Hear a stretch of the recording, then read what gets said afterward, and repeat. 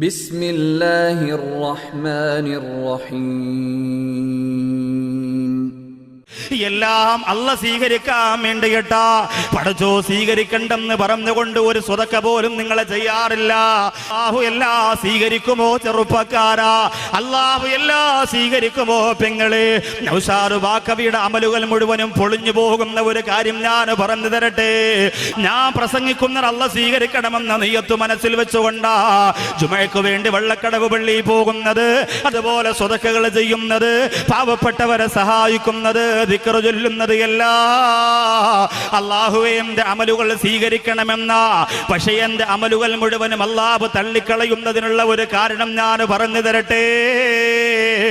ചെറിയങ്കീഴുള്ള എന്റെ വീട്ടിന്റെ അകത്ത് കഴിഞ്ഞുകൂടുന്ന എന്റെ പ്രസവിച്ച എന്റെ ഉമ്മ, എന്നെ ഓമനിച്ച എന്റെ ഉമ്മ, എനിക്ക് മുലപ്പാൽ തന്ന എന്റെ ഉമ്മ, എന്നെ തോളത്ത് വെച്ചിട്ട് താരാട്ടുപാടി എന്റെ ഉമ്മ, എനിക്ക് പനി വരുമ്പോ ഉറങ്ങാൻ കഴിയാതെ തോളത്ത് വെച്ചുകൊണ്ട് ഹോസ്പിറ്റലിലേക്ക് പൊട്ടിക്കരന്ന് കൊണ്ടുപോയി എന്റെ പ്രിയപ്പെട്ട ഉമ്മ.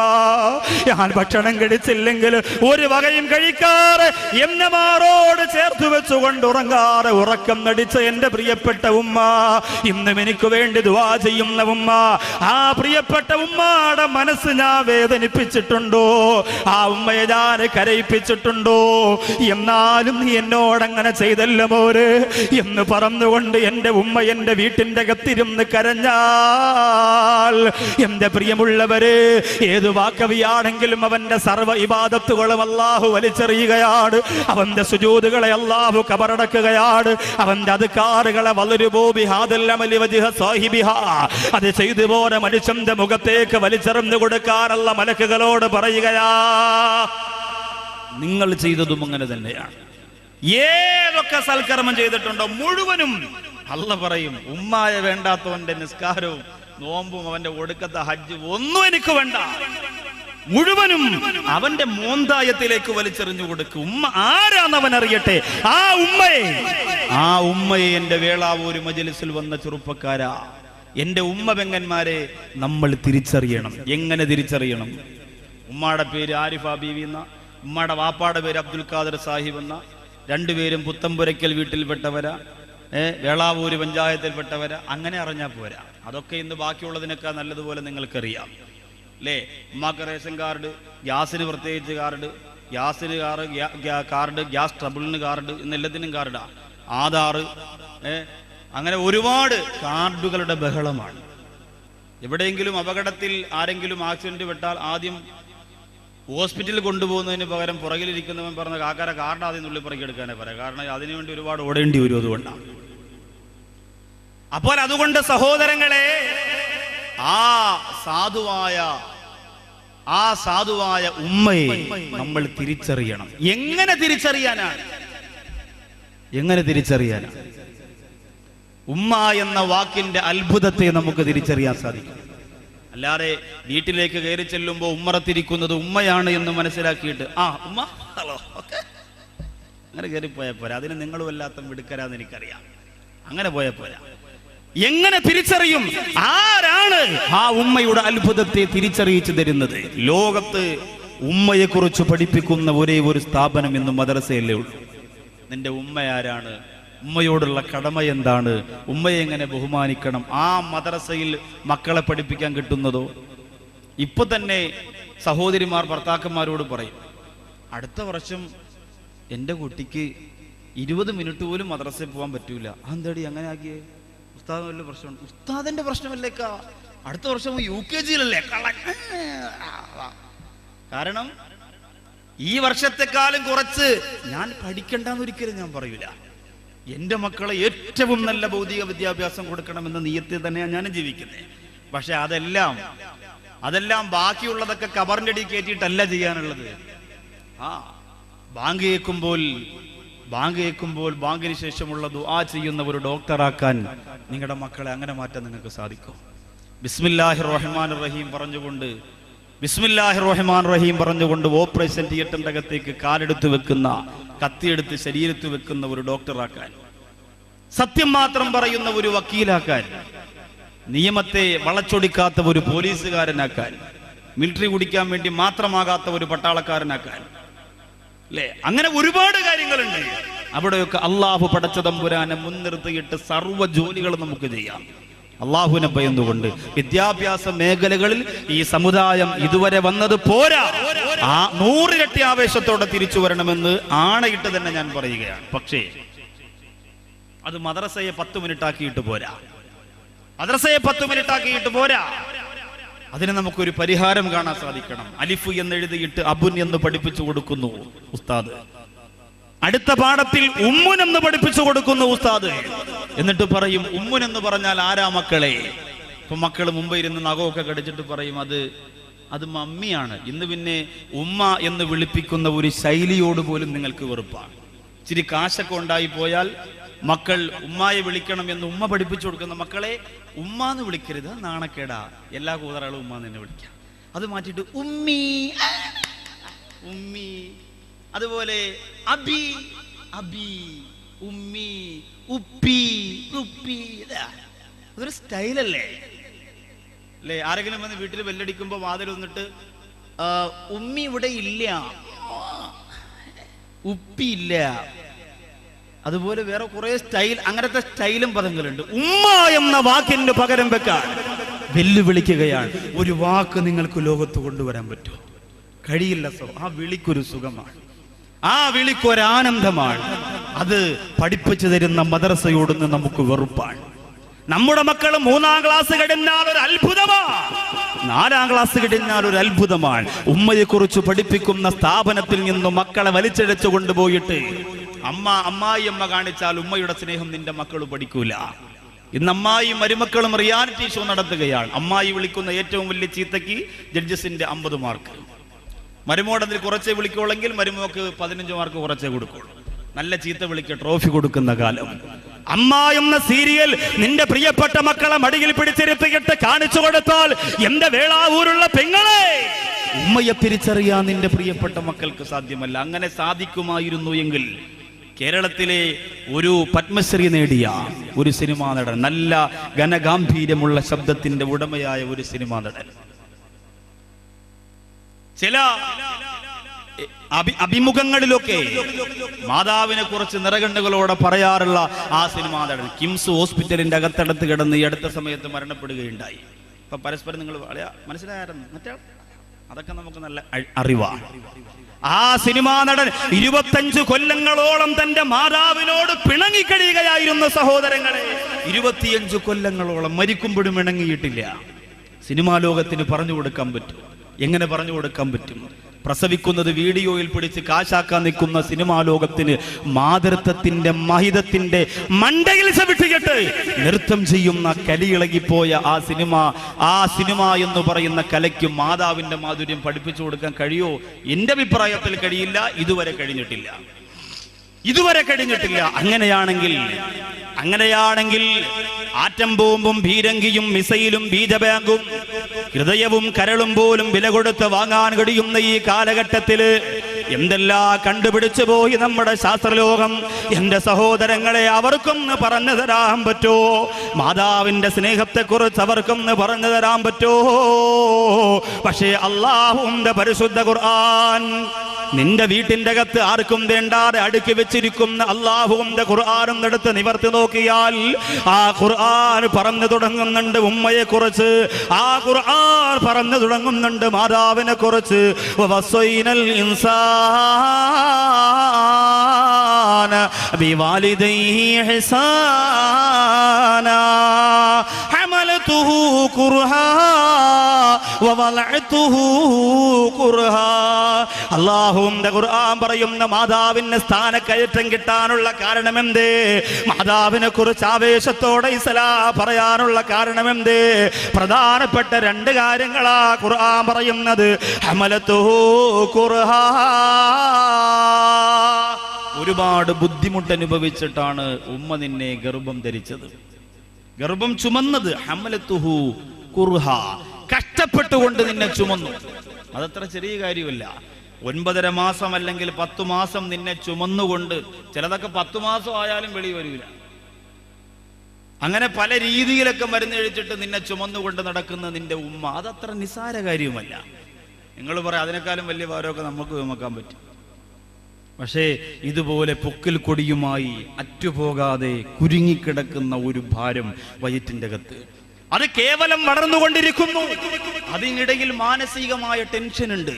അല്ലാഹുവേ, വയറിനകത്ത് കുഞ്ഞ് അനങ്ങുന്നുണ്ടോ, കുലുങ്ങുന്നുണ്ടോ, അതൊക്കെ പരിശോധിക്കുന്നുണ്ട്. ഇതൊക്കെ നോക്കണം, അതിൻ്റെ കൂടെ ജോലി ചെയ്യണം. ഇന്നത്തെ സഹോദരിമാർക്ക് പിന്നെ ഗർഭവതിയാണെന്ന് അറിഞ്ഞാൽ മതി, ഭർത്താവ് എപ്പോഴും AC കൊണ്ടിരുത്തി ചാരിയിരുത്തി ആപ്പിളും എല്ലാം കൊണ്ട് കൊടുത്ത്, മോളെ അനങ്ങരുത്, കുലുങ്ങരുത്, എൻ്റെ വിത്താണ്, തകർക്കണം അതൊക്കെ പറഞ്ഞ് എല്ലാം കൊണ്ട് കൊടുത്ത് സെറ്റപ്പ്. പണ്ടങ്ങനല്ല, 1 വയറ്റിൽ, 2 എണ്ണം കട്ടിലിൽ, 3 എണ്ണം തൊട്ടിലിൽ.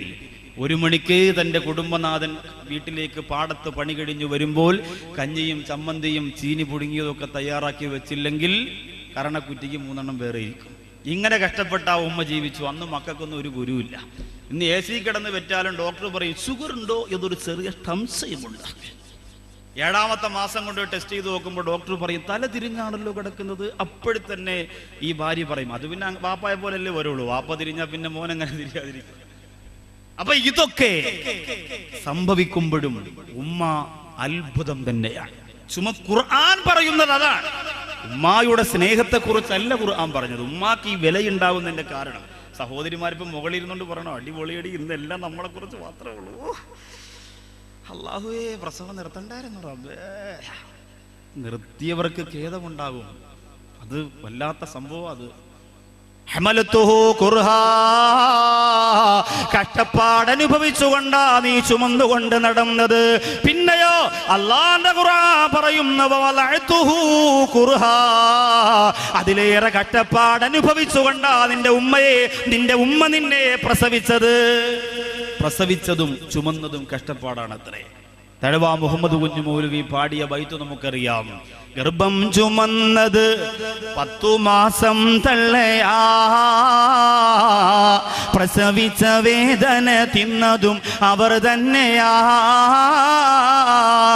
പാലും കൊടുത്തു വളർത്തലും അവരാണേ. ഈ 3 കാര്യം ഉപ്പയിൽ ഒഴിവാണേ. പകരം വെക്കാനില്ലാത്ത ജോലിയാ ചെറുപ്പക്കാരാ. ഇന്ന് വീട്ടിന്റെ അകത്തിരുന്ന് പുറത്തേക്ക് നിന്റെ ഉമ്മയെ നീ വലിച്ചെറിയാറില്ലേ? ഉമ്മാടെ ഫോൺ കോള് മൊബൈലിലേക്ക് കാണുമ്പോ മുഖം ചുളുക്കിക്കളയുന്ന ചെറുപ്പക്കാരാ. കിളവിയെന്ന് വിളിച്ചുകൊണ്ട് പരിഹരിച്ച് വീട്ടിന്റെ അകത്ത് ജീവച്ചവം പോലെ വീടിന്റെ ഒരു മൂലയ്ക്ക് വലിച്ചെറിയുന്ന നിന്റെ ഉമ്മയുടെ വിലയെന്തെന്നറിയണോ? അബ്ദുല്ലാഹിബ്നു ഉമർ റളിയല്ലാഹു അൻഹു കഅബാലയത്തിന്റെ മുമ്പ് നിൽക്കുമ്പോൾ ഒരു മനുഷ്യൻ വന്ന് കരഞ്ഞുകൊണ്ട് പറയുന്നു, തങ്ങളെ, നിങ്ങളെ കണ്ടില്ലേ, ഞാൻ എൻ്റെ ഉമ്മയെയും കൊണ്ട് തവാഫ് ചെയ്യിപ്പിക്കുകയാണ്.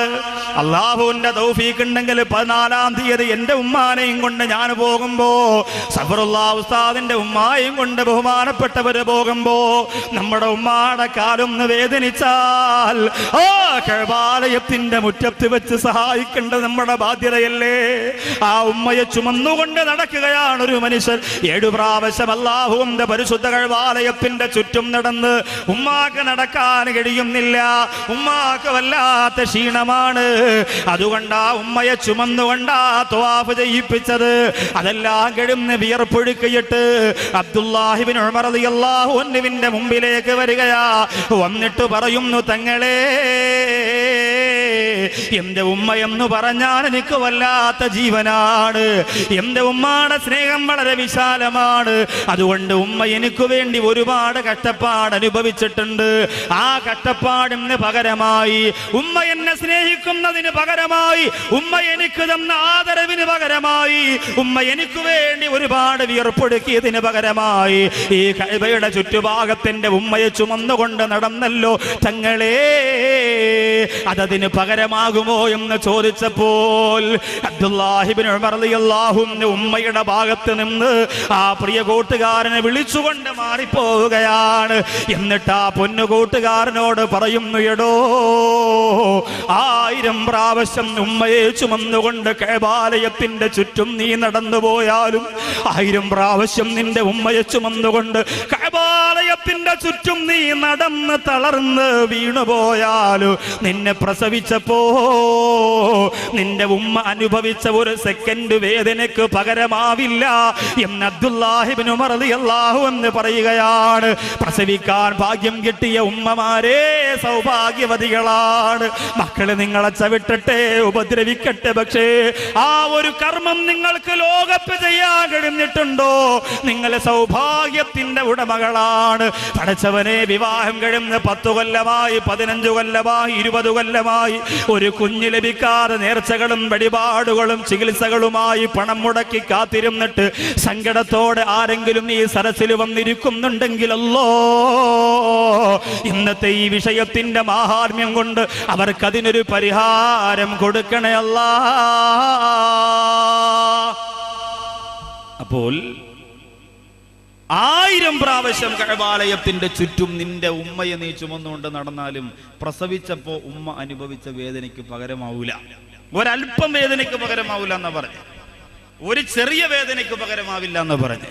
അതുകൊണ്ട് ഗർഭധാരണവും പ്രസവവും ഉമ്മാക്കൊരത്ഭുതം തന്നെയാണ്. ചില ചെറുപ്പക്കാർ പറയും, എൻ്റെ ഉമ്മ എന്നെ പ്രസവിച്ചതല്ല, വയറ് കീറിയാണ് എന്നെ പുറത്തെടുത്തത്, സിസേറിയനായിരുന്നു, അതുകൊണ്ട് ഉമ്മാക്ക് വലിയ കഷ്ടപ്പാടൊന്നും അനുഭവിക്കേണ്ടി വന്നില്ല. ഞാൻ പുറത്തു വന്ന് കുറേ നേരം കരഞ്ഞതിന് ശേഷമാണ് ഉമ്മാക്ക് ബോധമൊക്കെ വന്നത്. അപ്പോൾ പ്രസവിച്ച സമയത്തുള്ള ഒരു വേദന ഉമ്മ അറിഞ്ഞിട്ടില്ല. അതുകൊണ്ട് എൻ്റെ ഉമ്മാക്ക് ഉസ്താദ് ഈ പറയുന്ന ഉമ്മയുടെ ഗൗരവം ഞാൻ കൊടുക്കേണ്ടതില്ല. അങ്ങനെ പറയുന്നവരുണ്ടെങ്കിൽ ഷേക്സ്പിയറിന്റെ ഒരു കഥയാണ് ഓർമ്മ വരുന്നത്. മാക്ബത്ത് എന്ന് പറയുന്ന ഒരു കഥയുണ്ട്. സ്കോട്ട്ലാൻഡിലെ രാജാവായിരുന്ന ഡങ്കനെ വകവരുത്തിയിട്ട് മാക്ബത്തും ഭാര്യയും ആ രാജസ്ഥാനം അലങ്കരിച്ചു കൊണ്ടിരിക്കുമ്പോൾ മാക്ടഫ് എന്ന് പറയുന്ന ഒരാൾ മാക്ബത്തിനെ കൊല്ലാൻ വേണ്ടി കടന്നു വന്നപ്പോൾ മാക്ബത്തിന്റെ മുഖത്ത് ഒരു ഭയം കാണുന്നില്ല. മാക്ടഫ് ചോദിച്ചു, എന്തുകൊണ്ട് നീ എന്നെ പേടിക്കുന്നില്ല? അയാൾ ചിരിച്ചുകൊണ്ട് പറഞ്ഞു, ഒരു അമ്മ പ്രസവിച്ചവർക്ക് എന്നെ കൊല്ലാൻ സാധിക്കില്ല എന്ന് മൂർത്തികൾ ഞങ്ങളോട് അറിയിച്ചിട്ടുണ്ട്. അതുകൊണ്ട് അമ്മ പ്രസവിക്കാത്തവരായി ലോകത്താരുമില്ലാത്തത് കൊണ്ട് ആര് കത്തി കാണിച്ചാലും വാള് കാണിച്ചാലും എനിക്ക് പേടിയില്ല, എന്നെ കൊല്ലാൻ കഴിയില്ല. ഞങ്ങൾ മൂർത്തികളിൽ വിശ്വസിക്കുന്നവരാണ്. ആ സമയത്ത് മാക്ടഫ് ചിരിച്ചുകൊണ്ട് പറഞ്ഞു, എന്നെ അമ്മ പ്രസവിച്ചതല്ല. അക്ബത്ത് ചോദിച്ചു, അതെന്തേ? എന്നെ അമ്മ പ്രസവിക്കുന്നതിന് മുമ്പ് വയറ് കീറിയാണ് എന്നെ പുറത്തെടുത്തത് എന്ന് പറഞ്ഞിട്ട് പൊട്ടിച്ചിരിച്ചുകൊണ്ട് കഠാരം അക്ബത്തിന്റെ നെഞ്ചകത്തിലേക്ക് കടത്തിയെങ്കിൽ ഇതുപോലെ ചില ചെറുപ്പക്കാർ പറയും, എന്നെ പ്രസവിച്ചതല്ല, വയറ് കീറി പുറത്തെടുത്തതാണ്.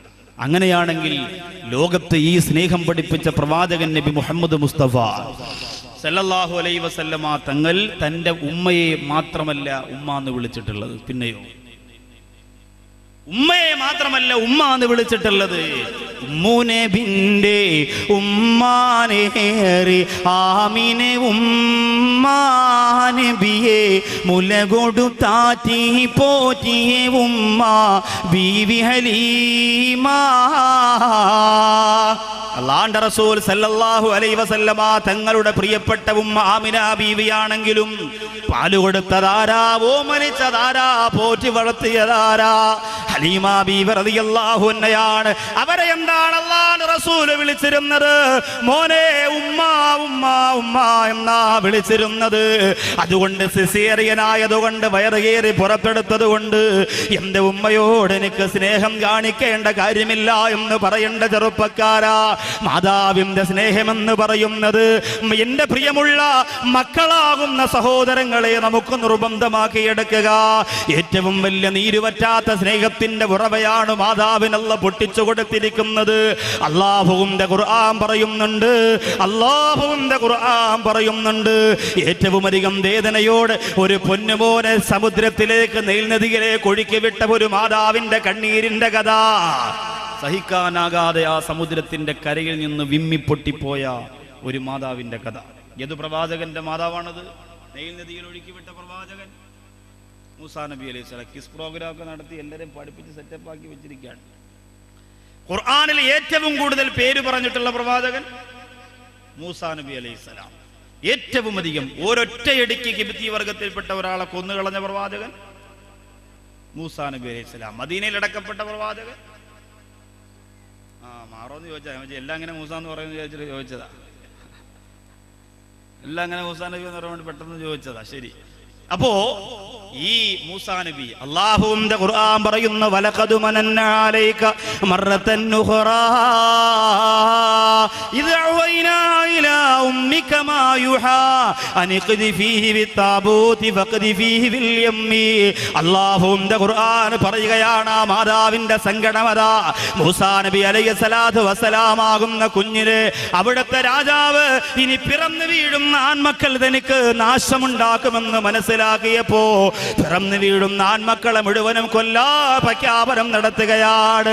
അങ്ങനെ എല്ലാ മക്കളെയും കൊന്നൊടുക്കുമ്പോ മൂസാ നബി ആൺകുട്ടിയാണല്ലോ, ആൺകുട്ടിയെ രക്ഷപ്പെടുത്താൻ വേണ്ടിയിട്ട് പെട്ടിക്കകത്താക്കിയിട്ട് നദിയുടെ ഓളങ്ങളെ തലോടിയിട്ട് ആ പെട്ടി എങ്ങനെ ഒഴുകിപ്പോര കഥ പറയുന്നുണ്ട്.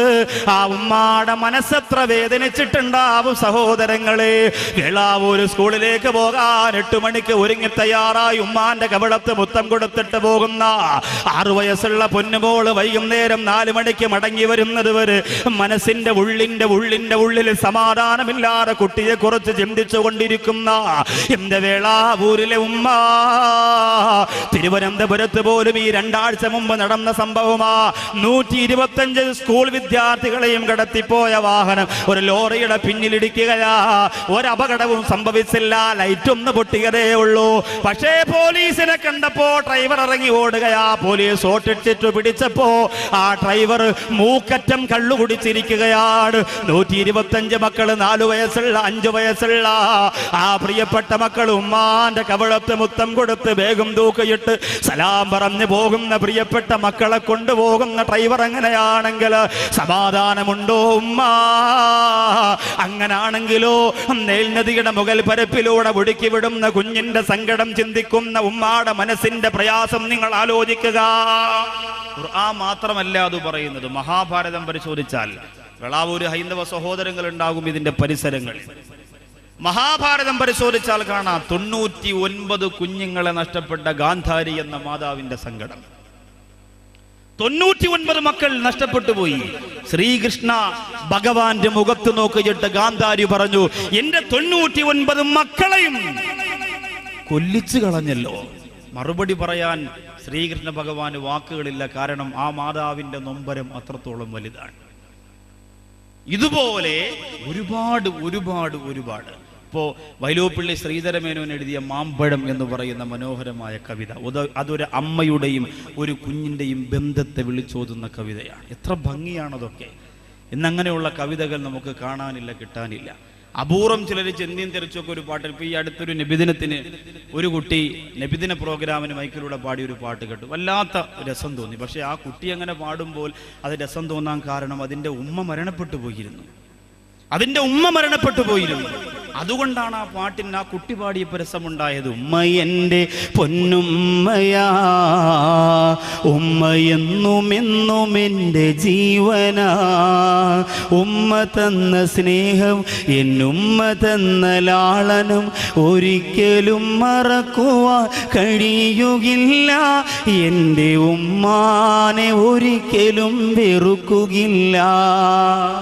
അതാ കുട്ടി ഉമ്മയെ ആലോചിച്ച് പാടുമ്പോൾ എന്തൊരു സങ്കടമായിരിക്കും. അള്ളാഹു നമ്മുടെ ഉമ്മമാർക്ക് കണ്ടുകൊണ്ടിരിക്കാനെങ്കിലും ഉള്ള ദീർഘായുസ് അള്ളാഹു തരട്ടെ.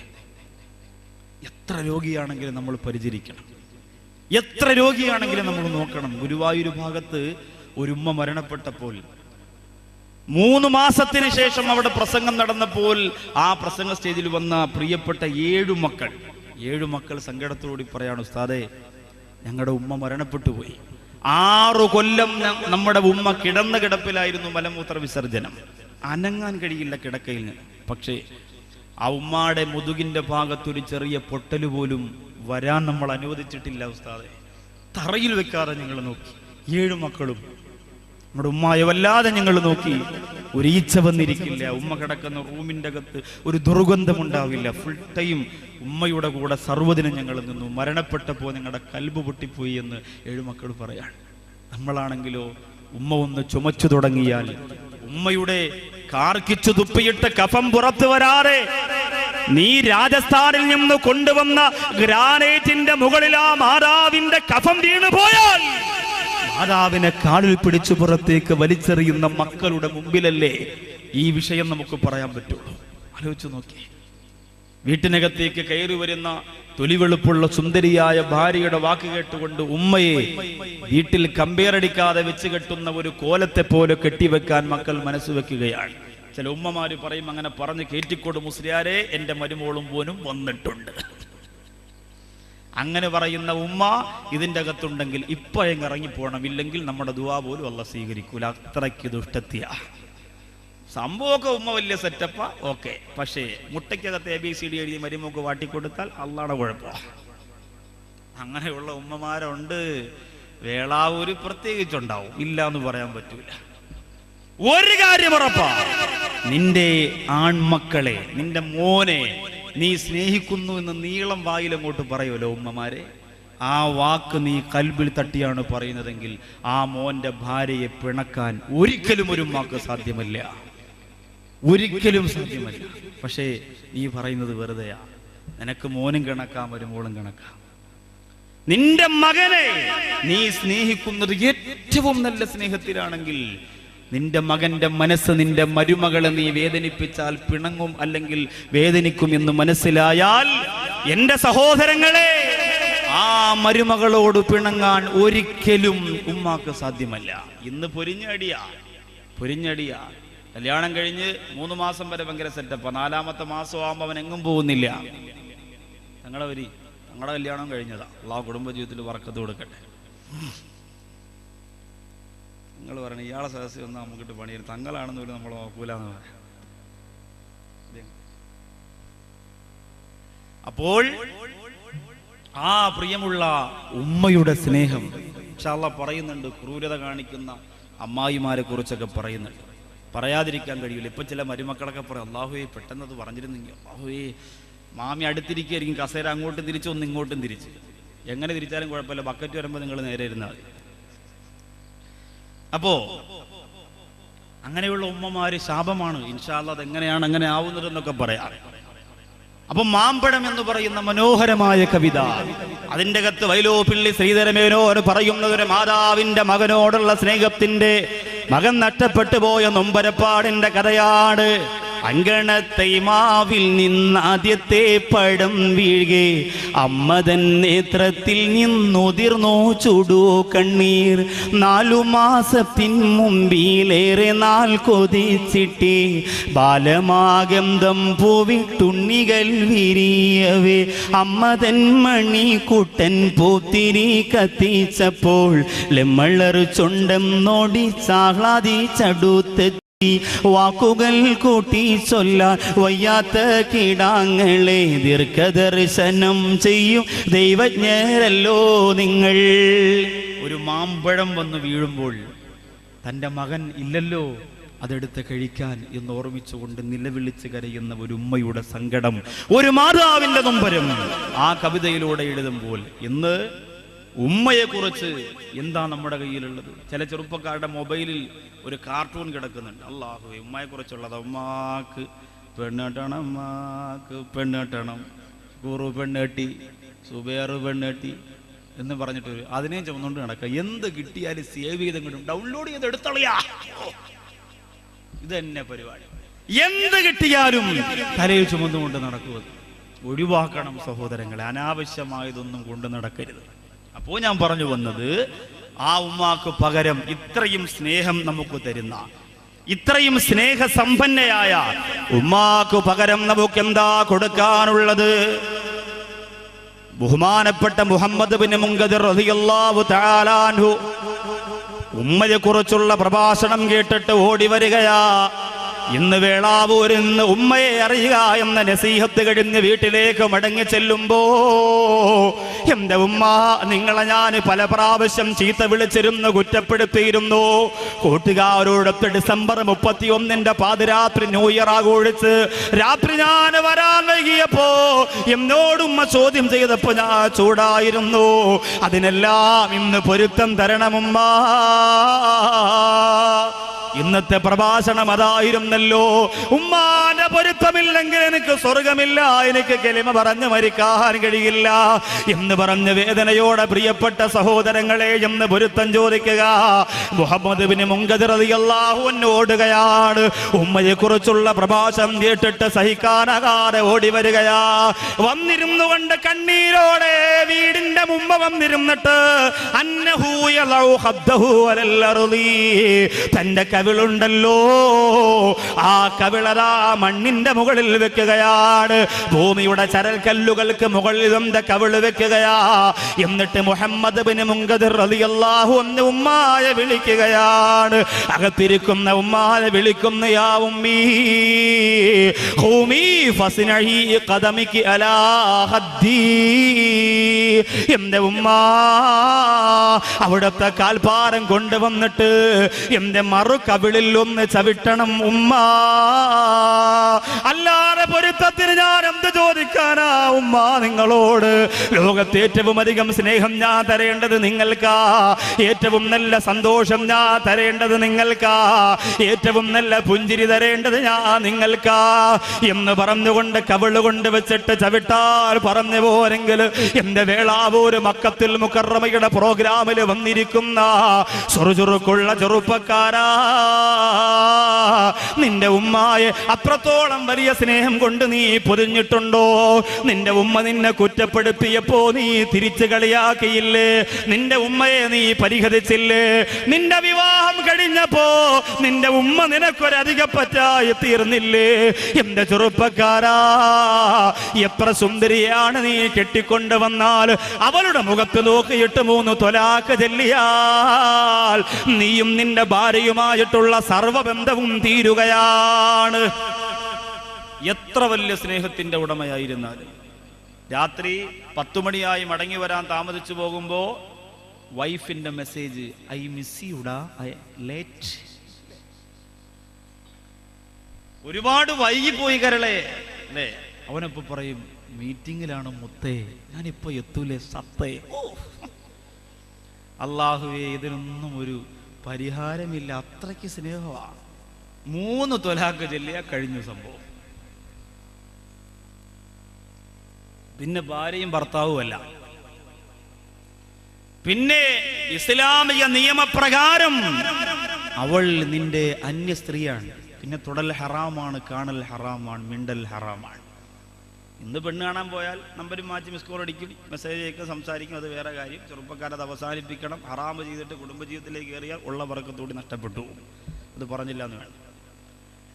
അപ്പോൾ 3 ത്വലാഖ് ചൊല്ലിയാൽ ആ ബന്ധം കഴിഞ്ഞു. ഉമ്മയുടെ ബന്ധം കഴിയാൻ എത്ര ത്വലാഖ് ചൊല്ലണം?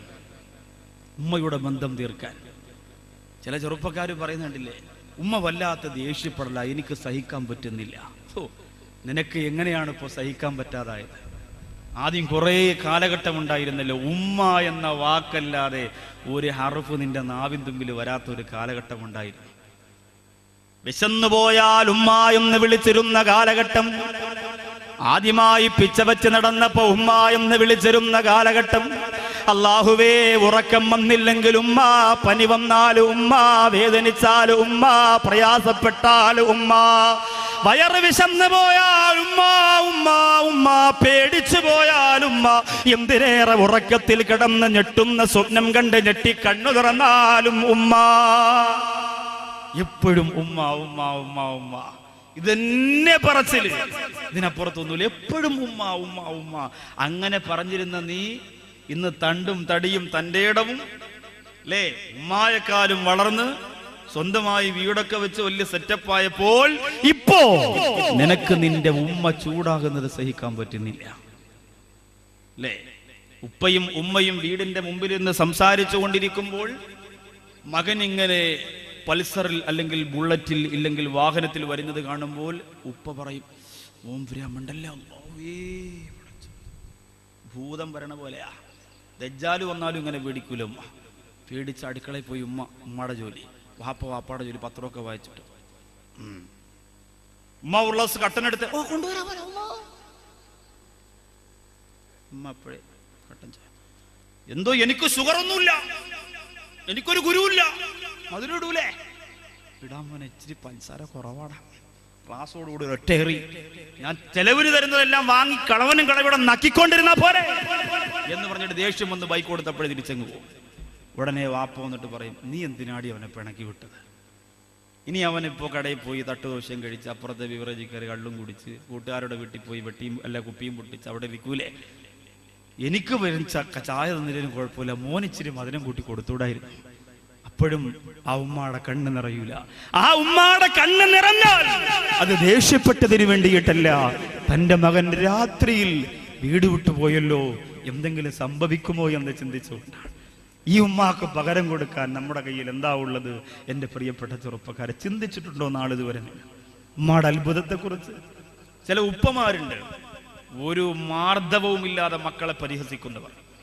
ചിലപ്പോൾ 4 മക്കളുള്ളതിൽ 4ാമത്തവൻ ചിലപ്പോൾ ഇച്ചിരി പ്രശ്നക്കാരനായിരിക്കും, ജോലിയൊന്നും ഇല്ല, കൂലിയില്ല, പാപ്പാടെ ഷീറ്റ് മോട്ടിച്ച് ഉമ്മാരെ ഒട്ടുപാലും എടുത്തുകൊണ്ട് പോയി ഇങ്ങനെ ജീവിക്കണവരാ. അവനിങ്ങനെ വേളാവൂർ ടൗണിൽ ഒരു ചെറിയ മുറുക്കാൻ കടയിട്ട് ദിവസം ഒരു 150 രൂപ കിട്ടും, ഇത്രേ ഉള്ളൂ. ഉച്ചയ്ക്ക് ചിലപ്പോൾ ഭക്ഷണം കഴിക്കാൻ വാപ്പ ഉണ്ടെങ്കിൽ വരില്ല. വാപ്പ ഉണ്ടെങ്കിൽ വന്നാൽ വാപ്പ പറയും, വന്നു മുതലാളി വന്നടി ചോരട്ടോട്. വാപ്പ അങ്ങനെയാണല്ലോ, വാപ്പന്മാര് മൊത്തം അങ്ങനെയാ. അത് കേൾക്കാത്തത് കൊണ്ട് ഒരു ദിവസം അവൻ ഇങ്ങനെ വന്നപ്പോൾ വാപ്പ ഇരിക്കുകയാണ് ഫ്രണ്ടിൽ, അവൻ അറിഞ്ഞില്ല. അള്ളാ ചീത്ത ഉണ്ടായിരുന്നവനെ റബ്ബേ. അപ്പൊ ഉടനെ വാപ്പ പറഞ്ഞു, ഓ ആരിവാ ബിരിയാണി എടുത്തു വെച്ചോ, മുതലാളി വന്നു. മുറുക്കാങ്കടയാണ്, 2 ചൈനയും കേനിയും ആനിച്ചും അതും ഇതൊക്കെ വെച്ച് അങ്ങനെ ജീവിക്കണ മോനാ. അപ്പൊ മുതലാളി ഒന്നും എടുത്തു വെച്ചോ എന്ന് പറഞ്ഞു. അപ്പൊ ഇവന് പെട്ടെന്ന് ആ വാക്ക് ഫീൽ ചെയ്തു. അകത്തേക്ക് ചെന്നപ്പോ വാപ്പ പറഞ്ഞടാ, പെരുന്നാളായി, ഖത്തറിലുള്ള എൻ്റെ മൂത്ത മകൻ കഴിഞ്ഞ പെരുന്നാളിന് എനിക്ക് അയച്ചു തന്നത് 50,000 രൂപയാ. അടിപൊളി ഡ്രസ്സും അതും ഇതൊക്കെ തന്നു. ഒരു വാച്ച് അവൻ കൊടുത്തയച്ചു. അതുപോലെ 2ാമത്തവൻ ദുബായിൽ നിന്ന്. ഓ അവനെ പിന്നെ നീ എന്താണ് എങ്ങനെയായി? 10 രൂപയെങ്കിലും ഈ പെരുന്നാളിന് എനിക്ക് തരോടാ. അതവന് വല്ലാത്ത മനസ്സിൽ സങ്കടമായി. അകത്ത് ചെല്ലുമ്പോൾ ഉമ്മ ഭക്ഷണമൊക്കെ വിളമ്പി വെക്കുകയാണ്. പക്ഷേ ഉടഞ്ഞു പോയ മനസ്സുമായി ഈ പൊന്നുമോന് ഭക്ഷണം കഴിക്കാൻ തോന്നുന്നില്ല. ഭക്ഷണം വാരി വാക്കിയകത്ത് വെച്ചപ്പോൾ അവന്റെ കണ്ണ് നിറയുകയാണ്. ഈ സംഭാഷണം മുഴുവനും അകത്തിരുന്ന് ഉമ്മ കേട്ടു. ആ ഉമ്മ അവൻ കരഞ്ഞുകൊണ്ടിരിക്കുമ്പോൾ തലയിൽ കൈവച്ചുകൊണ്ട് ആ ഉമ്മ പറയും, എന്റെ കുട്ടിക്കും അള്ളാഹു ഒരു നല്ല കാലം തരും, എന്റെ കുട്ടിക്കും അള്ളാഹു പടച്ച തമ്പുരാൻ ഒരു നല്ല കാലം തരും എന്ന് പറഞ്ഞ് സമാധാനിപ്പിക്കാൻ ഈ ലോകത്ത് ഉമ്മയല്ലാതെ എന്റെ വേളാവൂരുള്ളവരെ അതിന് പകരം വെക്കാൻ മറ്റൊരാളെ നിങ്ങൾക്ക് കാണിച്ചു തരാൻ പറ്റുമോ? എത്ര ചവിട്ടിയാലും എത്ര അടിച്ചാലും എത്ര ഇടിച്ചാലും എന്റെ പൊന്നുമോനെ കാക്കണേ റബ്ബേ എന്ന് ദുആ ചെയ്യാൻ ഉമ്മമാർക്കല്ലാതെ സാധ്യമല്ലല്ലോ. എന്നാൽ ഒരത്ഭുതം നടന്നു റസൂലുള്ളാഹി സ്വല്ലല്ലാഹു അലൈഹി വസല്ലമ തങ്ങളുടെ മദീനത്ത്. അത്യത്ഭുതം. ഒരു ഉമ്മ പറഞ്ഞു, എന്റെ മോന് നരകം കിട്ടണം, അതിനുവേണ്ടി ഞാൻ ദുആ ചെയ്തുകൊണ്ടിരിക്കുകയാണ്. അങ്ങനെ പറയണമെങ്കിൽ എന്തുമാത്രം ആ മകൻ ഉപദ്രവിച്ചിട്ടുണ്ടാകും. മദീനയുടെ മണവാളൻ കടന്നു ചെല്ലുകയാണ്. ഖബറുകളുടെ ഭാഗത്തൂടെ മുത്തുനബിതങ്ങൾ നടന്നു പോകുമ്പോ സല്ലല്ലാഹു അലൈഹി വസല്ലം അല്ലാഹുവിന്റെ റസൂൽ നടന്നു പോകുമ്പോ ഖബറിന്റെ അകത്തിരുന്ന് നിലവിളി കേൾക്കുകയാ, നബിയേ എന്നെ ഒന്ന് രക്ഷപ്പെടുത്തണം റസൂലേ. ഇത് ഞാൻ പറയുമ്പോ വേളാവൂരുള്ളവർ അത്ഭുതപ്പെടണ്ട. അല്ലാഹുവിന്റെ റസൂലിന് എങ്ങനെയാണ് ഖബറിന്റെ അകത്തുള്ളവരുടെ നിലവിളി കേൾക്കാൻ കഴിയുന്നതെന്ന്. എല്ലാ ഖബറുകളുടെ നിലവിളിയും റസൂലുള്ളാഹി തങ്ങൾക്ക് കേൾക്കാൻ കഴിയുന്നതാ. പക്ഷേ ചില പ്രത്യേകമായ ഖബറിന്റെ അകത്തുള്ള വ്യക്തികൾ പോലും അല്ലാഹുവിന്റെ തീരുമാന പ്രകാരം നബി തങ്ങളോട് സംസാരിച്ചിട്ടുണ്ട്. ആ പ്രവാചകരാ നമ്മുടെ പ്രവാചകൻ. അല്ലാതെ സാധാരണ മനുഷ്യനാണെന്ന് പറഞ്ഞ് ചില വിവരമില്ലാത്തവർ ചുമന്നുകൊണ്ട് നടക്കുന്ന പ്രവാചകൻ നമ്മുടെ പ്രവാചകനല്ല. അതവരുടെ പ്രവാചകനാണ്, അതവരുടെ പ്രവാചകരാണ്. നമ്മുടെ പ്രവാചകൻ സാധാരണ മനുഷ്യനല്ല. നമ്മുടെ പ്രവാചകൻ മറ്റുള്ളവരോട് സംസാരിച്ചിട്ടുണ്ട്. ഖബറിന്റെ ഉള്ളറയിൽ കിടക്കുന്നവരുടെ അദാബ് കണ്ടിട്ട് അല്ലാഹുവിന്റെ റസൂൽ മണ്ണിന്റെ മുകളിൽ ഇരുന്നു കൊണ്ട് തേങ്ങിക്കരഞ്ഞു പോയിട്ടുണ്ട്. ആ പ്രവാചകരോട് ഖബറിന്റെ അകത്ത് കിടന്നുകൊണ്ട് ഒരു ചെറുപ്പക്കാരന്റെ കണ്ണീര് അല്ലാഹു ഈ സമുദായത്തിന് പഠിപ്പിച്ചു തരാൻ വേണ്ടി കാണിച്ചു കൊടുക്കുകയാണ്. ആ ചെറുപ്പക്കാരൻ പറയുന്നു, നബിയേ എന്നെ രക്ഷപ്പെടുത്തണം നബിയേ, എന്റെ കാല് മുതൽ തലച്ചോറ് വരെ ഞാൻ നരകത്തീ കൊണ്ട് വെന്തുരുകുന്നു നബിയേ. അത് കഴിയുമ്പോ തല മുതൽ ഉള്ളംകാല് വരെ വീണ്ടും വെന്തുരുകി പോവുകയാണ്. നബി തങ്ങൾ ചോദിച്ചു, എന്തേ നീ ചെയ്ത തെറ്റെന്തേ?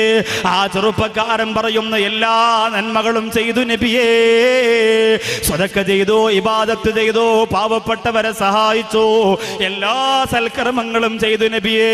പക്ഷേ എപ്പോഴോ ചില ദിവസങ്ങളിൽ എന്റെ ഉമ്മയും ഞാനുമായി വഴക്കുണ്ടായി നബിയേ. എന്തുമ്മാടെ പൊരുത്തമില്ലാതെയാ മരിച്ചുപോയത്. ലൈബ്രറിയുടെ നടത്തിപ്പുകാരാര മക്കത്തുൽ മുക്കറബയിലെ സ്നേഹസമ്പന്നരായ ചെറുപ്പക്കാരാ വെമ്പായത്ത് KMYF-ന്റെ പരിപാടി സംഘടിപ്പിച്ചിട്ട് അതിനുവേണ്ടി ഓടി നടന്ന കഷ്ടപ്പെട്ട ചുറുചുറുക്കുള്ള എന്റെ പ്രിയപ്പെട്ട ചെറുപ്പക്കാർ ഇവിടെയുണ്ട്. അങ്ങനെയുള്ള പ്രിയ യുവ സുഹൃത്തുക്കളെ, ഈ പരിസരത്തിൽ നിന്നെല്ലാം അത് ശ്രമിക്കാവുന്ന പ്രിയപ്പെട്ട രക്തത്തിളപ്പുള്ള ചെറുപ്പക്കാരാ, ഇന്ന് ഈ മക്കളെ കെട്ടിക്കാൻ നിങ്ങൾക്ക് ഉത്സാഹമാണ്, പള്ളിക്ക് പൈസ വിരിച്ചു കൊടുക്കാൻ ഉത്സാഹമാണ്, ലൈബ്രറി നടത്താൻ ഉത്സാഹമാണ്, നബിദിന ഘോഷയാത്ര നടത്താൻ ഉത്സാഹമാണ്. അതിൻ്റെ അകത്ത് സിനിമ പാട്ടിട്ടുകൊണ്ട് റോഡിൽ വന്ന് നൃത്തം ചെയ്യാനും നിനക്ക് വല്ലാത്ത സന്തോഷമാണ്. പക്ഷേ എന്റെ ചെറുപ്പക്കാരാ, നിന്റെ വീട്ടിന്റെ അകത്തെ ഉമ്മയെ നീ എന്തിനാ വേദനിപ്പിച്ചത്? എന്തിനാ വേദനിപ്പിച്ചത്? ഈ പ്രിയപ്പെട്ട സഹോദരൻ പറയുന്നു, നബിയേ, എല്ലാ പുണ്യങ്ങളും ഞാൻ ചെയ്തു പോയവനാണ്. പക്ഷേ തങ്ങളെ, എന്റെ ഉമ്മയുടെ പൊരുത്തമില്ലാതെയാ ഞാൻ മരിച്ചുപോയത്. അല്ലാഹുവിന്റെ റസൂൽ അത് കഴിഞ്ഞിട്ട് മദീനത്തേക്ക് വരികയാണ്. മുത്തു നബി തങ്ങൾ സഹാബത്തിനോട് പറയുകയാ, എല്ലാവരെയും അറിയിക്കുക, ഏതൊക്കെ മക്കൾ മരിച്ചുപോയ ഉമ്മമാര് മദീനയുടെ മുകളിലുണ്ടോ അവര് മുഴുവനും ആ മക്കൾക്ക് വേണ്ടി ഇന്ന് രാത്രി ദുആ ചെയ്യുക. കഴിയുമെങ്കിൽ അടക്കപ്പെട്ടിരിക്കുന്ന ഖബറിന്റെ ഭാഗത്ത് പോയിട്ട് ദ്വാരക്കുക. ഏതെങ്കിലും ഉമ്മമാര് പോകാതിരുന്നാൽ ആ വിവരം എന്നെ അറിയിക്കണമെന്ന് മുത്തു നബി തങ്ങൾ അറിയിപ്പ് കൊടുക്കുമ്പോ പിറ്റേന്നൊരു സഹാബി വന്നിട്ട് പറയുന്നു, നബിയേ, എല്ലാ ഉമ്മമാരും ഖബറിന്റെ അടുത്ത് പോയി വീട്ടിൽ നിന്ന് ദ്വാരുന്നു. പക്ഷേ ഒരു ഉമ്മ മാത്രം പറഞ്ഞു, ഞാൻ എൻ്റെ മോന് വേണ്ടി ദ്വാ ചെയ്യൂല, ഞാൻ എൻ്റെ മോന് വേണ്ടി അല്ലാഹുവോട് ദ്വാരക്കൂല, എനിക്കെൻ്റെ മോന് നരകം കൊടുത്താ മതി, എൻ്റെ മോന് ഖബറിന്റെ അകത്ത് സമാധാനം വേണ്ട എന്ന് പറയുന്നു നബിയേ. സ്നേഹം പഠിപ്പിച്ച പ്രവാചകന്റെ കണ്ണുനീര് അടകെട്ടി ഒടുകയാണ്. അല്ലാഹുവിന്റെ റസൂൽ പറഞ്ഞ് വിളിക്കുക, കൊണ്ടുവരിക ഉമ്മയെ. നോക്കുമ്പോഴാ മദീനയുടെ മരുഭൂമിയുടെ ആ ചുട്ടുപൊള്ളുന്ന മണ്ണിൽ ചവിട്ടി വേച്ച് വേച്ച് നടന്നു വരുന്ന, തൊലി ചൊട്ടി ചുളുങ്ങിപ്പോര കണ്ണുകുഴിയിലേക്ക് വീണുപോയ, ഒരു വടി കുത്തി പിടിച്ചുകൊണ്ട് നടന്നു വരുന്ന ഉമ്മ. അള്ളാന്റെ ഹബീബ് ചോദിച്ചു, ഉമ്മ, നിന്റെ പൊന്നുമോനെ രക്ഷപ്പെടുത്തണ്ടേ, നിങ്ങളുടെ പൊന്നുമോന് സ്വർഗം കൊടുക്കണ്ടേ, അതുകൊണ്ട് മോന് പൊരുത്തപ്പെട്ട് കൊടുക്കണമെന്ന് പറഞ്ഞപ്പോ ആ ഉമ്മ പറയുന്നു, നബിയേ, അവൻ എന്നെ വല്ലാതെ വേദനിപ്പിച്ചിട്ടുണ്ട് നബിയേ, എന്നെ ഉപദ്രവിച്ചിട്ടുണ്ട് റസൂലേ, എന്റെ പൊന്നുമോൻ എന്നെ ചവിട്ടിയിട്ടുണ്ട്, എന്റെ പൊന്നുമോൻ എന്നെ കഷ്ടപ്പെടുത്തിയിട്ടുണ്ട്, എന്റെ പൊന്നുമോൻ എന്നെ വല്ലാതെ മനസ്സ് വേദനിപ്പിച്ചിട്ടുണ്ട്. ആ വേദന ഇന്നത്തെ രാത്രിയിലും ഇന്നലത്തെ രാത്രിയിലും ഇന്നത്തെ പ്രഭാതത്തിലും പോലും മാറിയിട്ടില്ല നബിയേ. എനിക്ക് പൊരുത്തപ്പെട്ടു കൊടുക്കാൻ കഴിയില്ല നബിയേ, അവൻ അനുഭവിക്കണം നബിയേ. ഒരു ഉമ്മ ഇങ്ങനെ പറയണമെങ്കിൽ ചെറുപ്പക്കാരാ, ആ ഉമ്മാടെ മനസ്സ് എന്തുമാത്രം നീ ചവിട്ടിയിട്ടുണ്ട് മോനെ. ഉമ്മയെ കുറ്റപ്പെടുത്തുന്ന ചെറുപ്പക്കാരാ, ചിന്തിച്ചു കൊള്ളുക, ഈ ചരിത്രം നിനക്കുള്ളതാണ് മോനെ. എന്തൊക്കെ പുണ്യങ്ങളും മലമറിച്ച് നീ ചെയ്തു പോയാൽ നിന്റെ ഉമ്മ നിന്നെ ശപിച്ചാ അതൊന്നും അല്ലാഹു സ്വീകരിക്കൂല. പിന്നെ അവിടെ നിന്ന് അങ്ങോട്ട് അദാബ് തന്നെ. ആ ഉമ്മ പറയും, നബിയേ, എനിക്ക് സഹിക്കാൻ പറ്റുന്നില്ല. ഉമ്മ പൊരുത്തപ്പെട്ട് കൊടുക്കൂലെന്ന് മനസ്സിലായപ്പോ അല്ലാഹുവിന്റെ റസൂൽ ഉമ്മാടെ വിരൽ തുമ്പ് പിടിച്ച് നടന്ന് ചെല്ലുകയാണ്. ആ ഖബറിന്റെ ഭാഗത്തേക്ക് ചെല്ലുകയാ, മകനെ അടക്കിയിരിക്കുന്ന ഖബറിന്റെ ഭാഗത്ത് ചെല്ലുകയാണ്. അവിടെ ചെന്ന് നിന്നുകൊണ്ട് മുത്തു നബി തങ്ങൾ ദുആ ചെയ്യുകയാ, അല്ലാഹുവേ, ഈ പൊന്നുമോൻ ഖബറിന്റെ അകത്ത് കിടന്ന് നിലവിളിക്കുന്നത് ഈ ഉമ്മാക്കൊന്ന് കാണിച്ചു കൊടുക്കണേ അല്ലാ. ആ പൊന്നുമോന്റെ നിലവിളി ഒന്ന് കേൾപ്പിച്ചു കൊടുക്കണേ അല്ലാ എന്ന് പറഞ്ഞിട്ട് അല്ലാഹുവിന്റെ റസൂൽ ഉമ്മയോട് പറഞ്ഞു, ഉമ്മ അവിടുത്തെ കാതുകൾ രണ്ടും ഇതാ ഈ ഖബറിന്റെ മണ്ണറക്കൂടിന്റെ മുകളിൽ വെക്കുക ഉമ്മ. എന്നിട്ട് ആ പൊന്നുമോന്റെ സങ്കടം നിങ്ങൾ അറിയണം ഉമ്മ. മദീനയിൽ നടന്ന അത്ഭുതമേ, അത്ഭുതത്തരന്റെ രാജകുമാരന്റെ നാവിൻ തുമ്പിലൂടെ മദീനക്ക് കിട്ടിയ അത്യത്ഭുതമേ, ആ വാച്യമായ ആത്മീയതയിലേക്ക് മക്കളെ എത്തിക്കാൻ ഉമ്മയുടെ സ്നേഹത്തിന്റെ മാധുര്യത്തിന്റെ പരദീസ തുറന്ന പ്രവാചകരെ, ആ ഉമ്മയുടെ കാതുകളതാ ആ മണ്ണറക്കോടിന്റെ മുകൾ ഭാഗത്ത് ചേർത്ത് വെക്കുകയാണ്. ആ സമയത്ത് ഖബറിന്റെ അകത്ത് കിടന്നുകൊണ്ട് പൊന്നുമോന്റെ നിലവിളി കേൾക്കുകയാണ്. എന്റെ ഉമ്മ എന്നെ രക്ഷപ്പെടുത്തണം ഉമ്മ, എനിക്കറിവില്ലായിരുന്നു ഉമ്മ. ഉമ്മാടെ ഓരോ തുള്ളി കണ്ണീരിന് പകരവും നരകത്തിന്റെ കനൽക്കട്ട എനിക്ക് അല്ലാഹു തരികയാണ്. എനിക്ക് സമാധാനമില്ല ഉമ്മ. നരകത്തിയുടെ കാഠിന്യം കൊണ്ട് പൊന്നുമോൻ കിടന്ന് നിലവിളിക്കുകയാണ്. ഒരുപാട് പ്രാവശ്യം പറയുന്നു ഉമ്മ ഉമ്മ മറക്കല്ലേ ഉമ്മ, എനിക്ക് പൊരുത്തപ്പെട്ട് തരണമെന്ന് പറഞ്ഞപ്പോ ഒരു ഭ്രാന്തിയെ പോലെ ഖബറിന്റെ മുകളിൽ നിന്ന് ഉമ്മ ചാടി എഴുന്നേൽക്കുകയാ. നബി തങ്ങളുടെ മുമ്പിലേക്ക് വന്ന് കരഞ്ഞു കുമ്പിട്ടുകൊണ്ട് പറയുന്നു, നബിയേ എന്റെ പൊന്നുമോനെ കുറിച്ച് ഞാൻ അങ്ങനെ പറഞ്ഞതൊക്കെ ശരിയാണ്, പക്ഷേ അവന്റെ ഖബറിന്റെ അകത്ത് കിടന്നുള്ള നിലവിളി കേട്ടപ്പോൾ എനിക്ക് സഹിക്കാൻ കഴിയുന്നില്ല നബിയേ. ഉമ്മ എന്നെ രക്ഷപ്പെടുത്തണമെന്ന് എന്റെ പൊന്നുമോൾ നരകത്തിന്റെ തീ വെന്തുരുകുമ്പോ കിടന്ന് മുറ വിളിക്കുന്നത് എനിക്ക് സഹിക്കാൻ കഴിയുന്നില്ല നബിയേ. അതുകൊണ്ട് എന്റെ ഉമ്മാക്ക് എന്റെ പൊന്നുമോന് ഞാൻ പൊരുത്തപ്പെട്ട് കൊടുത്തിരിക്കുന്നു നബിയേ. അവനെ എനിക്ക് അറിയിപ്പിക്കല്ലെന്ന് പടച്ചോനോട് പറയണം നബിയേ. ഉമ്മാടെ പ്രാർത്ഥനയുണ്ടെന്ന് പറഞ്ഞു കൊടുക്കണം നബിയേ. എന്റെ ചെറുപ്പക്കാരാ, ഇതിന് പകരം നീ എന്താടാ ഇന്ന് കൊടുത്തുകൊണ്ടിരിക്കുന്നത്? ഈ സ്നേഹത്തിന് പകരം ഇന്നെന്താ കൊടുത്തുകൊണ്ടിരിക്കുന്നത്? ആൺമക്കളോട് മാത്രമല്ല ഞാനിത് പറയുന്നത്, പിറന്നു വീണതിന്റെ അന്ന് മുതൽ നിന്റെ വളർച്ച കണ്ടുകൊണ്ട് പൊട്ടിക്കരയുന്ന ഉമ്മ, അത്ഭുതപ്പെടുന്ന ഉമ്മ, പെങ്ങളെ നിനക്ക് നല്ലൊരു ജീവിതത്തിന് വേണ്ടി തഹജ്ജുദ് നിസ്കരിച്ചിട്ട് കരഞ്ഞുകൊണ്ട് ദ്വാരുന്ന ഉമ്മ, എന്റെ പൊന്നുമോൾക്ക് നല്ല ഭർത്താവിനെ കൊടുക്കണമെന്ന് കരഞ്ഞു ദ്വാ ചെയ്ത ഉമ്മ, നിനക്കൊരു സ്വർണ്ണവള വാങ്ങാൻ ഉമ്മാടെ ആഭരണങ്ങൾ മുഴുവനും വിറ്റിട്ടല്ലേ ഉമ്മ പണം ചെലവഴിച്ചത്? വേളാവൂരില് എന്റെ പ്രിയപ്പെട്ട പെങ്ങന്മാരെ, നിന്റെ ഉമ്മമാരെ കുറിച്ചും ഞാൻ പറയുകയാണ്. ആ മക്കൾ മാത്രം സ്നേഹിച്ചാ പോരല്ലോ, കരഞ്ഞു കരഞ്ഞു ദുആ ചെയ്ത് പൊന്നുമോളാകുന്ന നിനക്കൊരു നല്ല കുടുംബജീവിതം ഉമ്മയുടെ പൊരുത്തത്തോടുകൂടി അല്ലാഹു തന്നു പോയെങ്കിൽ ഇന്ന് നിനക്ക് വേളാവൂര് വലിയൊരു കൊട്ടാരമായി, നീ ഇന്ന് വലിയ പത്രാസുകാരിയായി, നിന്റെ കയ്യിൽ ഇന്ന് ധാരാളം പണമുണ്ടായി, നിന്റെ ഭർത്താവ് നല്ല സമ്പന്ന വർഗത്തിൽപ്പെട്ടവനായി.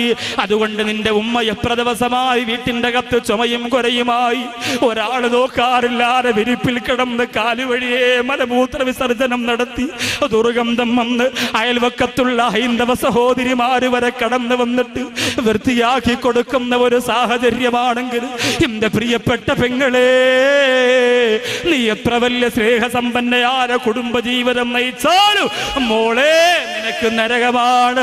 ഉമ്മാന്റെ ശാപത്തിന് പകരം പിന്നെ ആ നരകമല്ലാതെ ഒന്നുമില്ല പെങ്ങളെ. അല്ലാഹു നമ്മെ കാത്തുരക്ഷിക്കട്ടെ.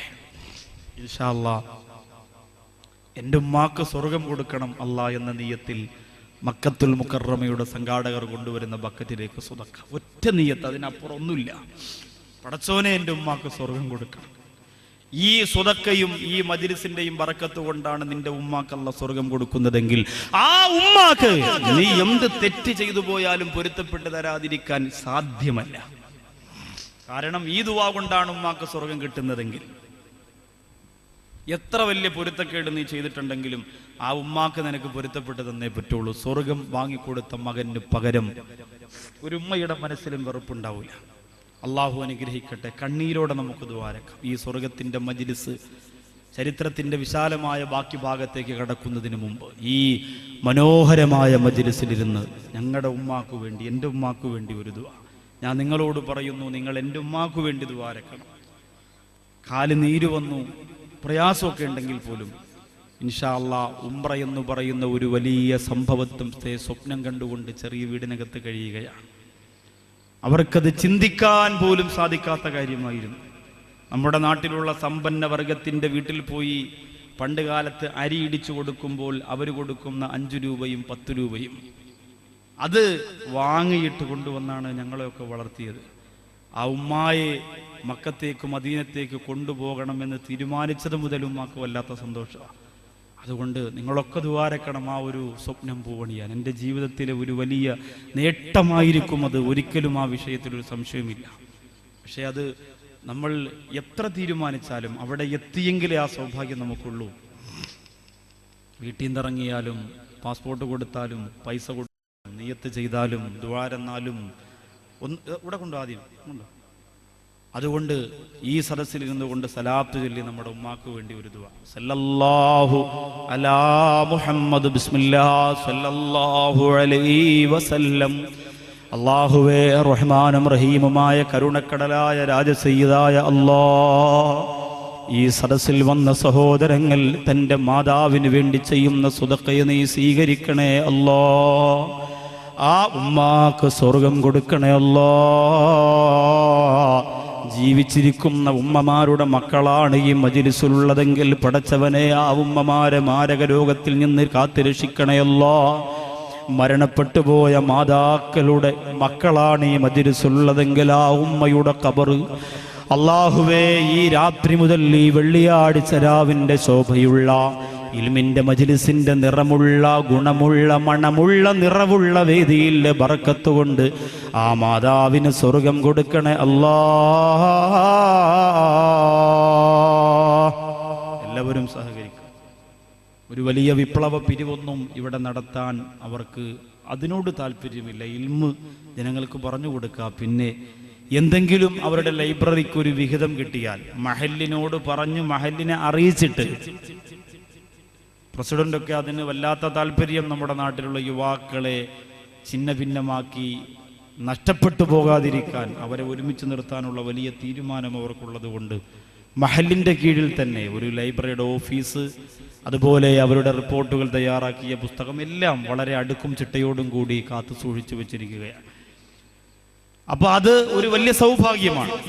ഒരു മഹല്ലിൻ്റെ പിന്തുണ വർഷങ്ങളോളം കിട്ടുക എന്നതൊരു വല്ലാത്ത സൗഭാഗ്യമാണ്. എല്ലാ വർഷവും അങ്ങനെ കിട്ടാറില്ല. പല സ്ഥലത്തും 2 കൊല്ലം കഴിയുമ്പോൾ അടിയാണ്. പിന്നെ കാരണം ചെറുപ്പക്കാരങ്ങനെ പൈസ പിരിച്ച് എന്ത് ചെയ്തു, അങ്ങനെ ചെയ്തു, അവിടെ പോയി ഇവിടെ പോയി, പല സ്ഥലത്തും അങ്ങനെയാവും. ഏതെങ്കിലും ഒരു ചെറുപ്പക്കാരൻ ഒരു പരിപാടി സംഘടിപ്പിക്കാൻ നിന്നാൽ അവരൊക്കെ കടകളിലിരുന്നു കൊണ്ട് പറയും, ഒരു നൗഷാദ് ബാക്കവിയുണ്ട്, അല്ലെങ്കിൽ വേറെ ഏതെങ്കിലും ഉസ്താദുമാരെ കുറിച്ച് പറഞ്ഞിട്ട് അങ്ങനെ ഒരു ബാക്കവിയുണ്ട്, അങ്ങനെ ഒരു മന്നാനിയുണ്ട്, കുറേ ചെറുപ്പക്കാരും ഉണ്ട് അല്ലേ എന്ന് പറഞ്ഞിട്ട് ഇങ്ങനെ മോശമായ തരത്തിൽ പലരും പറയും. അങ്ങനെ പറഞ്ഞു പറഞ്ഞ് ഫിത്തനകളായി അവസാനം ഈ ചെറുപ്പക്കാരോട് തീരുമാനിക്കുക, നമ്മൾ എത്ര വാത് വെച്ചിട്ടും കാര്യമില്ലടാ, നമുക്കൊരു റിമി ടോമിയുടെ ഗാനമേള വയ്ക്കുക അടുത്ത റമദാൻ തലേദിവസം. അപ്പം മരിക്കാൻ കിടക്കണ ഉപ്പാപ്പോരുണ്ടല്ലോ, ട്രിപ്പ് കുപ്പിയായിട്ടാണ് വന്ന് ഫ്രണ്ടി വന്നിരിക്കുക, അടിപൊളിയടിയോ, ഇതല്ലായിരുന്നു ആദ്യമേ വേണ്ടത്. അപ്പം സമാധാനമാവും, അപ്പോഴേ സമാധാനമാവൂ, അതാവും. അതുകൊണ്ട് ആ രീതിയിലൊന്നും പോകരുത്. ഇവിടെ നമ്മുടെ സഹോദരങ്ങൾക്ക് നല്ല സ്വതക്ക ഇട്ട് കൊടുക്കുക.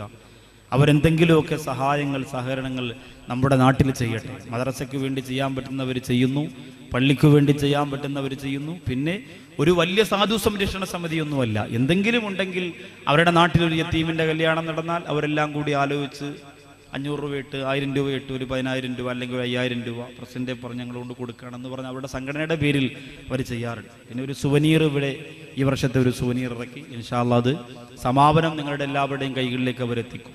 എന്ത് അപാകതയുണ്ടെങ്കിലും നിങ്ങൾക്ക് ചൂണ്ടിക്കാണിച്ചു കൊടുക്കാം. വളർന്നു വരുന്നവരാണ്, തെറ്റുകുറ്റങ്ങളില്ലാത്തവർ വളരെ കുറവാണല്ലോ. അപ്പോൾ ആ അപാകതകൾ ചൂണ്ടിക്കാണിച്ചു കൊടുത്തുകൊണ്ട് നേർരേഖയിലേക്ക്, നേർമാർഗത്തിലേക്ക് അവരെ കൊണ്ടുവരണം.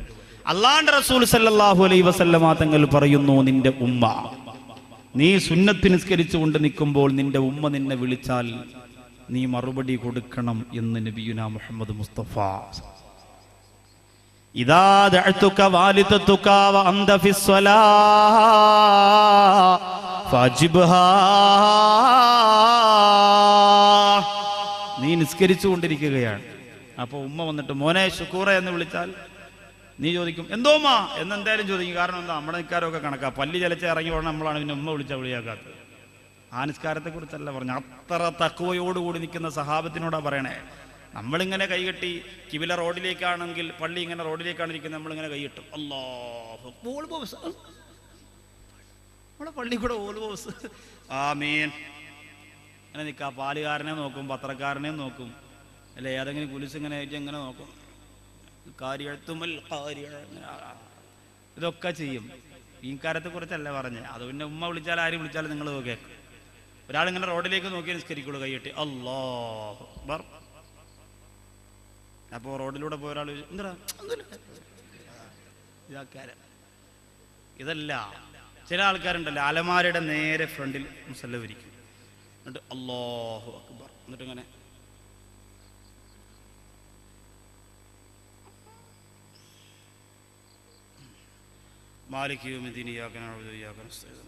ഇങ്ങനെ കണ്ണാടിയിൽ നോക്കി പൊട്ടും കൊത്തി നദിക്കും. പിന്നെ ചില ഉമ്മമാരുണ്ട്, അല്ലാഹുവേ സ്കാരക്കുപ്പായ മാണ്ടിൽ ഒരു പ്രാവശ്യമെങ്കിലും അള്ളാഹനെ കഴുകണം. ഇത് പ്രശ്നമാണ്. പടച്ചവനെ ബാങ്ക് കേൾക്കുമ്പോൾ ഒരു ഓട്ടോ ആ നിസ്കാരപ്പായിലേക്ക്. കാരണം മറ്റേത് തുടങ്ങുന്നതിന് മുമ്പ് ഇത് മൊത്തം നിസ്കരിച്ച് തീർക്കണ്ടേ. അങ്ങനെ നിസ്കാരത്തിന് വേണ്ടി നല്ല നൈറ്റിയും നല്ല മാക്സിയോ കഴിച്ചങ്ങോട്ട് വെച്ചിട്ട് 92 മച്ച ഗൾഫിൽ നിന്ന് കൊണ്ടുവന്ന ഒരു സാധനമുണ്ട് റബ്ബേ, പഴമ്പായിൽ പൊതിഞ്ഞ് തൂക്കിയിട്ടിട്ടുണ്ട്. അതങ്ങോട്ട് അഴിച്ചെടുത്തിടും. മലക്ക് പോയിട്ട് ശൈത്താൻ വരെ പരിസരത്ത് വരില്ല. നിസ്കാരക്കുപ്പായത്തിന് വലിയ കാശൊന്നുമില്ല. ഏതെങ്കിലും ഒരു തുണിക്കടയിൽ പോയിട്ട് പറഞ്ഞാലേ തരും. ഇല്ലെങ്കിൽ പഴയ വിരിപ്പം കാണത്ത് 2 അടി അടിച്ചിട്ടാൽ മതി. പക്ഷേ കഴിവൂല, അതൊക്കെ മാറ്റും. വേറെ എവിടെയെങ്കിലും പോകാനൊന്നിറങ്ങിയാലോ അല്ലോ ഞുറു ശരിയാവൂല. എത്ര മണിക്കൂറുകളാ അല്ലേ. ഇതൊക്കെ പടച്ചോന്റെ മുമ്പിലാണ്. അപ്പൊ അത്ര തഖ്വയോടുകൂടി നിസ്കരിക്കുന്ന നിസ്കാരക്കാരൻ ഒരു ശ്രദ്ധയുമില്ല. അള്ളാഹുവിന് വേണ്ടിയാണ് ഞാൻ നിസ്കരിക്കുന്നത്, അള്ളാഹു അല്ലാത്ത സർവ്വതിനെയും മാറ്റി പടച്ചോനെ എൻ്റെ നെഞ്ചിലേക്ക് ഞാനിതാ ചേർത്ത് വെച്ചു. അല്ലാഹു അക്ബർ. അങ്ങനെ ഇഖ്ലാസോടെ നിസ്കരിക്കുന്ന നിസ്കാരത്തിൽ നിന്റെ ഉമ്മ വന്നിട്ട്, സുന്നത്ത് നിസ്കാരത്തിലാണ്, ജുമാ നിസ്കാരത്തിൽ ഉമ്മ മിസ്കോൾ അടിച്ചാൻ പറഞ്ഞ് ഇറങ്ങി ഓടരുത്. സുന്നത്ത് നിസ്കാരത്തിലാ ഉമ്മ പറയുന്നടാ ശുക്കൂറേ എന്ന് വിളിച്ചാൽ കൈയഴിച്ചിട്ടിട്ട് എന്തോ ഉമ്മ എന്ന് ചോദിച്ചുകൊണ്ട് വരണം. അല്ലാതെ ഊതറക്കളവിൽ നിസ്കരിക്കാനും സമ്മതിക്കൂല, എപ്പോഴും വിളിയാ എന്ന് പറയും. എന്തോ ഉമ്മ അടുത്ത് പോയി ഉമ്മയോട് ചോദിക്കാം. വാപ്പ വിളിച്ചാലോ? ഇവിടെയാണ് പ്രശ്നം, അടി ഇവിടെയാണ്. വാപ്പ വിളിച്ചാൽ വിളി കേൾക്കണോ? നിങ്ങൾ പറയാം നമ്മൾ വിളിക്കാനും പോകണില്ല, നിസ്കരിക്കാനും പോകണില്ല. അപ്പം നിസ്കരിക്കുക, നോമ്പ് കുടിക്കുന്നത്, നമുക്ക് ഒരു ഗ്ലാസ് ചായ കുടിക്കണം, 10 വസാദ് പറയണം, രാത്രി വീട്ടിൽ ചെന്ന് വല്ലതും കഴിക്കണം, കിടന്നുറങ്ങണം. മോനെ വിളിക്കാൻ പോവാ. ഇപ്പോൾ അള്ളാന്റെ റസൂല് പറയുന്നു, നിന്റെ ഉമ്മ നിന്നെ വിളിച്ചാൽ സുന്നത്ത് നിസ്കാരത്തിലാണെങ്കിൽ ആ ഉമ്മാക്ക് നീ മറുപടി കൊടുക്കുക. വൈദാ കാന അബൂക, നിന്റെ ഉപ്പയാണ് വിളിക്കുന്നതെങ്കിലോ ഫലാ തുജിബുഹു ഹത്താ തഫ്റാ, സലാം വീട്ടുന്നത് വരെ മറുപടി കൊടുക്കാൻ പാടില്ല. സലാം വീട്ടിട്ട് ചോദിക്കണം, എന്താ ഉപ്പ വിളിച്ചത്. ഇപ്പൊ ഉപ്പമാരിങ്ങനെ വിചാരിക്കും, അപ്പോ കഷ്ടപ്പാടും ബുദ്ധിമുട്ടും അനുഭവിച്ച ഞങ്ങൾക്കൊന്നുമില്ല അല്ലേ, എല്ലാ ഉമ്മാക്കുള്ളൂ. ഹോസ്പിറ്റലിൽ പോയി കൂട്ടിരുന്നതും സ്ലേറ്റ് വാങ്ങിച്ചു കൊടുത്തതും നഴ്സറി കൊണ്ടുപോയതും മദ്രസയിൽ കൊണ്ടുപോയതും ജ്യൂസ് വാങ്ങിച്ചു കൊടുത്തതും ചാപ്പാട് കൊടുത്തതും ഒക്കെ വെറുതെ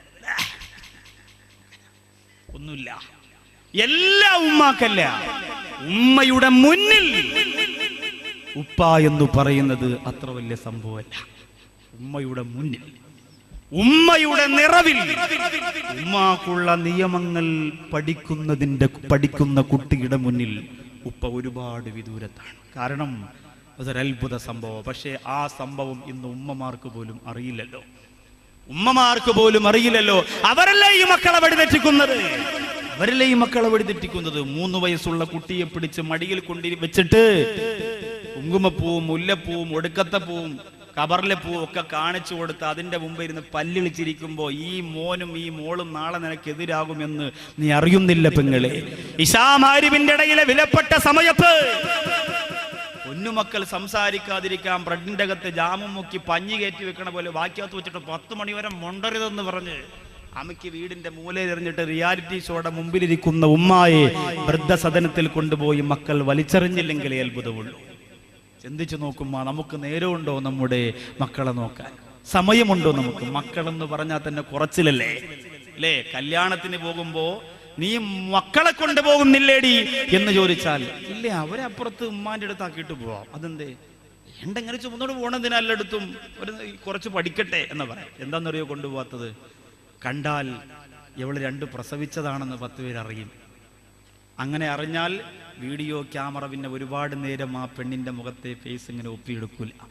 കാറ്ററിംഗ് സർവീസുകാർ നല്ല ചിക്കൻ്റെ പീസ് ഇട്ട് കൊടുക്കൂല, ഐസ്ക്രീം കിട്ടൂല. കാരണം എന്താ? 3 പെറ്റതാ, ആരും മൈൻഡ് ചെയ്യൂല. മക്കളെ കയ്യിലിരിക്കല്ലേ. ഇതൊന്നുമില്ലാതെ അയൽവക്കത്ത് പോയി ഒരു 10 പവന്റെ മാലയും വാങ്ങി വാടകയ്ക്ക് നെഞ്ചത്തെടുത്തിട്ടിട്ട് ചുണ്ടും ചുമപ്പിച്ച് കലിയിളകിയ ഭദ്രകാളിയെ പോലെ ഓഡിറ്റോറിയത്തിന്റെ മുമ്പ് പോയി നിൽക്കുമ്പോഴേ നോക്കാൻ ആളുണ്ടാവും. കാരണം എന്താ? മക്കളൊന്നുമില്ല, കയ്യിലൊരു ഭാരവുമില്ല, മനോഹരമായ ഒരു ഹാൻഡ് ബാഗും, ഞാൻ കുഴപ്പമാണ് പ്രശ്നമാണെന്ന് അറിയിക്കുന്ന ചെവിയിലിരിക്കുന്ന ഒരു മൊബൈലും. അപ്പോൾ എല്ലാവരും ഒന്ന് ചോദിക്കും, വെള്ളം കുടിച്ചായിരുന്നു വെച്ചാ? ചോദിക്കാൻ ആളുണ്ട്, കാണാൻ ആളുണ്ട്, സംസാരിക്കാൻ ആളുണ്ട്. മറ്റത് മക്കളെ കൊണ്ടുപോയാലൊന്ന് മുള്ളിയാലോ, മക്കളൊന്ന് കരഞ്ഞാലോ ഇത് നാശമായല്ലോ എന്ന് പറയുന്ന ഉമ്മമാരെ. അതുകൊണ്ട് പണി തിരിച്ചല്ല പാലും വെള്ളത്തിൽ തന്നുകൊണ്ടിരിക്കുക, കരഞ്ഞിട്ട് കാര്യമില്ല. എത്ര ഉമ്മമാരുണ്ട് മക്കളുടെ സന്തോഷത്തോടെയുള്ള ജീവിതം കണ്ടിട്ട് ജീവിക്കുന്നവർ വളരെ കുറവാണ്.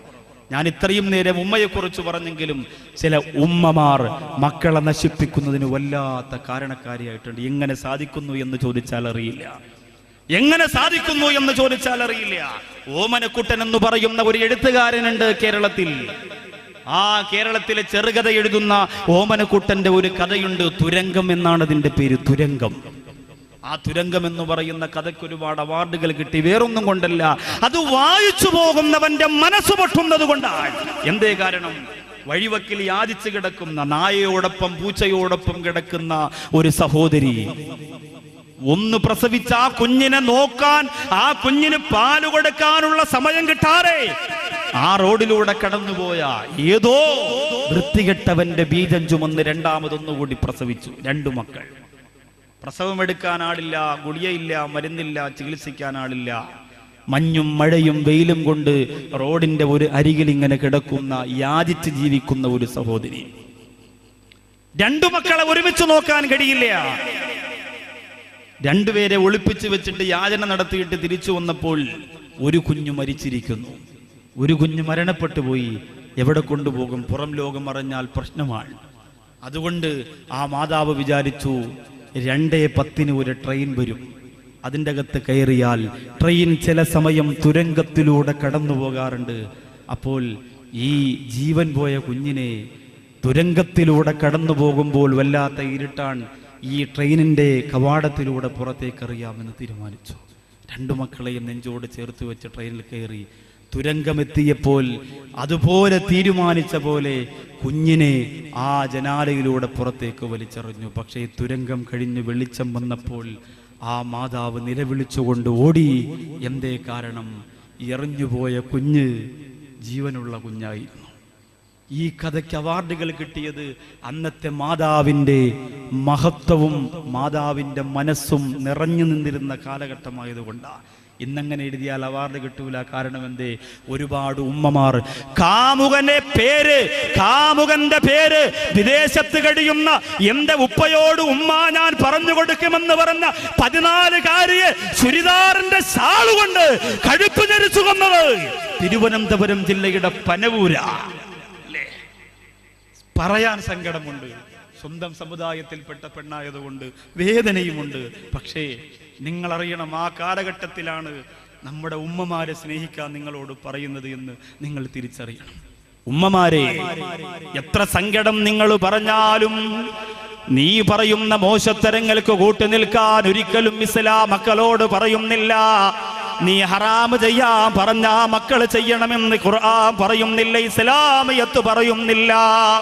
നീ പലിശ വാങ്ങണം മോനെ, നീ ഹറാമ് ചെയ്യണം മോനെ, നീ പ്രസംഗം കേൾക്കാൻ പോകണ്ട, നീ കണ്ട പെണ്ണുങ്ങളോടെ കറങ്ങി നടന്നു.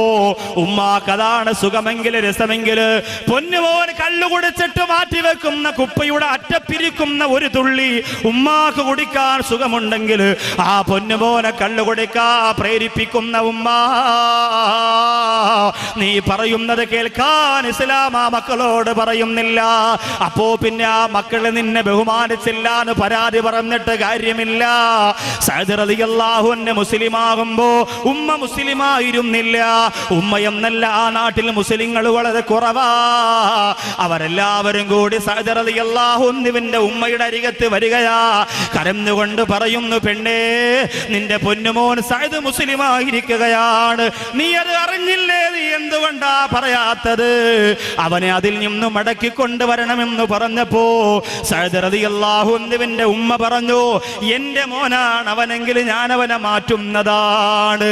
അവസാനം സഅദ് റളിയല്ലാഹു അൻഹു വരുമ്പോൾ ഉമ്മ കരഞ്ഞുകൊണ്ട് പറഞ്ഞു, മോനെ, നീ ഇസ്ലാം വെടിയണമെടാ, പ്രവാചകൻ കള്ളനാണ്, മുഹമ്മദ് കള്ളനാണ്, ഉപേക്ഷിക്കണമെടാ എന്ന് പറയുമ്പോ സഅദ് റളിയല്ലാഹു അൻഹു പറയുന്നു, ഉമ്മ, എന്നെ കൊണ്ട് കഴിയില്ല.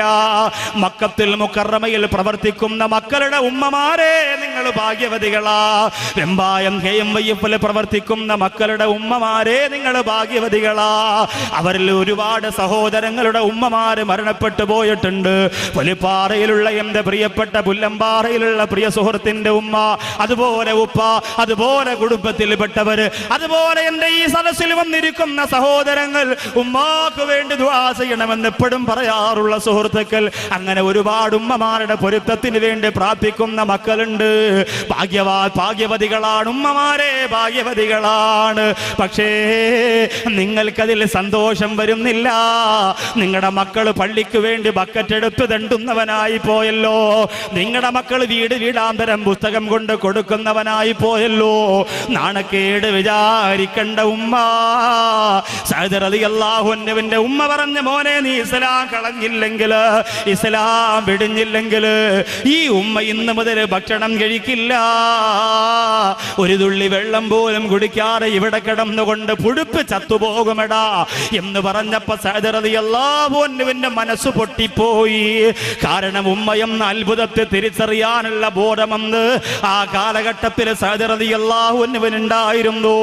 സഅദ് റളിയല്ലാഹു അൻഹു പോയിട്ട് കരയുന്ന, റബ്ബേ, എന്നെ പ്രസവിച്ച ഉമ്മ, എന്നെ താലോലിച്ച ഉമ്മ, എന്നെ പോറ്റി വളർത്തിയ ഉമ്മ, ആ ഉമ്മ വെള്ളം കുടിക്കാതെ ഭക്ഷണം കഴിക്കാതെ പട്ടിണി കിടക്കുന്നത് സഹിക്കാൻ പറ്റുന്നില്ല. അതുകൊണ്ട് റബ്ബേ, ഒരു തീരുമാനം അറിയിക്കണം റബ്ബേ.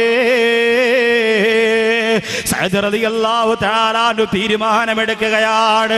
സഅദ് റളിയല്ലാഹു അൻഹു വരുന്നത് കാണുമ്പോ ആ ഉമ്മയുടെ പരിസരത്തിരിക്കുന്ന സ്ത്രീകളൊക്കെ പറഞ്ഞതാ, ഒരുപോലെ പറഞ്ഞതാ, പെണ്ണേ, നിന്റെ പൊന്നുമോൻ ഇസ്ലാം കളഞ്ഞിട്ട് വരികയാണ്, അവൻ ഇസ്ലാം വിടുന്നിട്ട് വരികയാ. അതുകൊണ്ട് പൊന്നുമോളെ സന്തോഷിച്ചു കൊള്ളുക. സഅദ് റളിയല്ലാഹു അൻഹു കടന്നു ചെന്നിട്ട് ഉമ്മയോട് പറഞ്ഞതെന്തെന്നറിയുമോ? ലൗ കാനത് ലകി മിഅതു നഫ്സിൻ വഖറജത് നഫ്സം നഫ്സാ മാ തറക്തു ദീനി അലാ ലിശൈ. എന്റെ പ്രിയമുള്ള ഉമ്മ, എന്നെ പ്രസവിച്ച ഉമ്മ, എന്നെ താലോലിച്ച ഉമ്മ, എന്നെ താരാട്ടിയ ഉമ്മ, നിങ്ങൾ ഒരു ശരീരമല്ല 100 ശരീരമായിട്ട് ആ 100 ശരീരങ്ങളും ഇതുപോലെ വെള്ളം കുടിക്കാതെ ഭക്ഷണം കഴിക്കാതെ എന്റെ മുമ്പ് കിടന്ന് പുഴുത്ത് ചത്തുപോയാൽ അള്ളാന്റെ റസൂലിനെ കളഞ്ഞിട്ട്, ദീൻ കളഞ്ഞിട്ട് ഞാൻ വരില്ല ഉമ്മ. അങ്ങനെ നിങ്ങൾ കൊതിക്കേണ്ട ഉമ്മ. ഭാര്യയുടെ വാക്ക് കേട്ടുകൊണ്ട് താടി വടിക്കുന്ന ചെറുപ്പക്കാരാ, ഉമ്മാടെ വാക്ക് കേട്ടുകൊണ്ട് പലിശയ്ക്ക് കൊടുക്കുന്ന കട തുടങ്ങുന്ന, ബാങ്ക് തുടങ്ങുന്ന ചെറുപ്പക്കാരാ, ബ്ലൈഡ് കമ്പനി തുടങ്ങുന്ന പൊന്നുമോനെ, ഉമ്മയെ അനുസരണ അതിലൂടെ വരുന്നില്ല. ഹറാമ പറഞ്ഞാ നീ ചെയ്യേണ്ട ഖുർആൻ പറയുകയാ, വഇൻ ജാഹദാക على أن تشرك به ما ليس لك به علم ولا تطعهما وصاحبهما في الدنيا معروفا. അല്ലാഹുവിന്റെ ഖുർആൻ പറയുന്നു, മാതാപിതാക്കൾ ഹറാമ് ചെയ്യാൻ നിങ്ങളോട് പറഞ്ഞാൽ, തെറ്റ് ചെയ്യാൻ നിങ്ങളോട് പറഞ്ഞാൽ, മോശത്തരം ചെയ്യാൻ നിങ്ങളോട് പറഞ്ഞാൽ നിങ്ങൾ അംഗീകരിക്കണ്ട, അനുസരിക്കണ്ട. പക്ഷേ വസാഹിബഹുമാ ഫിദ്ദുനിയാ മഅറൂഫാ, ആ മാതാപിതാക്കൾ അങ്ങനെ പറഞ്ഞാലും നിങ്ങൾ അവരോട് മോശമായി പെരുമാറാൻ പാടില്ല. എന്നാലും അവിടെ ഒരു പോയിന്റ് അല്ല പറഞ്ഞില്ലേ, അവര് നിന്നെ എത്ര ഉപദ്രവിച്ചാലും ഹറാമ് ചെയ്യാൻ പറഞ്ഞാൽ നീ അംഗീകരിക്കണ്ട, പക്ഷേ അവരെ നീ വെറുപ്പിക്കല്ലേ, അവരോടും നല്ലതുപോലെ വർത്തിക്കണം എന്ന് അല്ലാഹുവിന്റെ ഖുർആൻ. അത്ഭുതകരമായ 2 ഹദീസ് കൂടി പറയട്ടെ, മനോഹരമായ 1-2 സംഭവങ്ങൾ കൂടി പറയട്ടെ, എന്നിട്ട് നമുക്ക് കണ്ണീരോടെ ദുആരന്ന് പിരിയാം. അല്ലാഹുവിന്റെ റസൂൽ സല്ലല്ലാഹു അലൈഹി വസല്ലം തങ്ങൾ പറയുന്നു, മൻ ഖബ്ബല ഐനൈ ഉമ്മിഹി കാന ലഹു സിത്തറം മിനന്നാർ. മൻ ഖബ്ബല ഐനൈ ഉമ്മിഹി കാന ലഹു സിത്തറം മിനന്നാർ. ആരെങ്കിലും തന്റെ ഉമ്മയുടെ 2 കണ്ണുകളിൽ ചുംബിച്ച കാനലഹു സിത്തറം മിനന്നാർ, അവനത് നരകത്തിൽ നിന്നുള്ള മറയായിരിക്കും എന്ന് നബിയുനാ മുഹമ്മദ് മുസ്തഫ സല്ലല്ലാഹു അലൈഹി വസല്ലം. ഉമ്മയുടെ കണ്ണിൽ ചുംബിക്കുന്നത് പോയിട്ട് ഉമ്മയെ കണ്ടിട്ട് എത്ര നാളായി? ഒരു ഉമ്മ പറഞ്ഞത്, പെരുന്നാളിന് മക്കൾ വരുമെന്ന് പറഞ്ഞിട്ട്, ഉസ്താദേ ഞാൻ 5 കിലോ അരിക്ക് ബിരിയാണി വെച്ചു, സ്വന്തം എൻ്റെ കൈകൊണ്ട് കഴിക്കുന്ന ഭക്ഷണം മക്കൾക്ക് വല്ലാത്ത ഇഷ്ടമാണ്, അങ്ങനെ ഉണ്ടാക്കി വെച്ചതാണ്. വൈകുന്നേരമായപ്പോൾ ആ മക്കളുടെ മെസ്സേജ്, ഉമ്മ ഈദ് മുബാറക്, വരൂല, ഉമ്മാക്കൊരു ഈദ് മുബാറക്. താമസിക്കുന്നത് 4-5 വീടുകൾക്കപ്പുറം. പക്ഷേ ഭാര്യയും മക്കളെയും കൊണ്ട് അത്യാവശ്യം 1-2 സ്ഥലത്തൊക്കെ പോകാനുള്ളത് കൊണ്ട് ഈ പെരുന്നാളിന് ഉമ്മാൻ്റെ അടുത്തില്ല. നമ്മുടെ ഏറ്റവും വലിയ ചെറുപെരുന്നാൾ ആഘോഷം, ബലിപെരുന്നാൾ ആഘോഷം എന്ന് പറയുന്നത് ഉമ്മാൻ്റെ അടുത്ത് പോയിരുന്നു കൊണ്ട് 1 ഗ്ലാസ് വെള്ളം കുടിച്ച്, ഉമ്മ എല്ലാ പെരുന്നാളിനും ഇവിടെ ഉമ്മാൻ്റെ അടുത്ത് വരാൻ അള്ളാഹു തൗഫീക്ക് തരട്ടെ എന്ന് പറഞ്ഞ് കണ്ണീരോടെ ആ വീട്ടിൽ നിന്നിറങ്ങലാണ്. ഈ വിഷയം ഞാൻ തയ്യാറാക്കുന്നതിൻ്റെ പിന്നിൽ ഒരു ചെറുപ്പക്കാരൻ്റെ കത്താണ്. കബീർ ഉസ്താദ് പ്രിയപ്പെട്ട ഉമ്മ എന്ന വിഷയം പറഞ്ഞിരുന്നതാണ്. ആ സഹോദരൻ ഒരു കത്തെഴുതിയിട്ട് ജയന്തി ടി വിയിലെ പ്രോഗ്രാമിലേക്ക് എഴുതിയിട്ട് പറഞ്ഞു, എനിക്കുപ്പയില്ലായിരുന്നു, എൻ്റെ ഉമ്മ എന്നെ കഷ്ടപ്പെട്ട് വളർത്തി. ഉപ്പ ചെറുപ്രായത്തിലെ മരണപ്പെട്ടു പോയതുകൊണ്ട് ഉമ്മയുടെ യുവത്വം നഷ്ടപ്പെട്ടിട്ടില്ലായിരുന്നു. അതുകൊണ്ട് നാട്ടുകാരൊക്കെ മറ്റൊരു വിവാഹം കഴിക്കാതിരുന്ന ഉമ്മയെ വേശ്യ എന്ന് വിളിച്ചു. പലരും പല സ്ഥലത്തും ഇരുന്ന് അടക്കം പറഞ്ഞു, കളിയാക്കി, പരിഹസിച്ചു.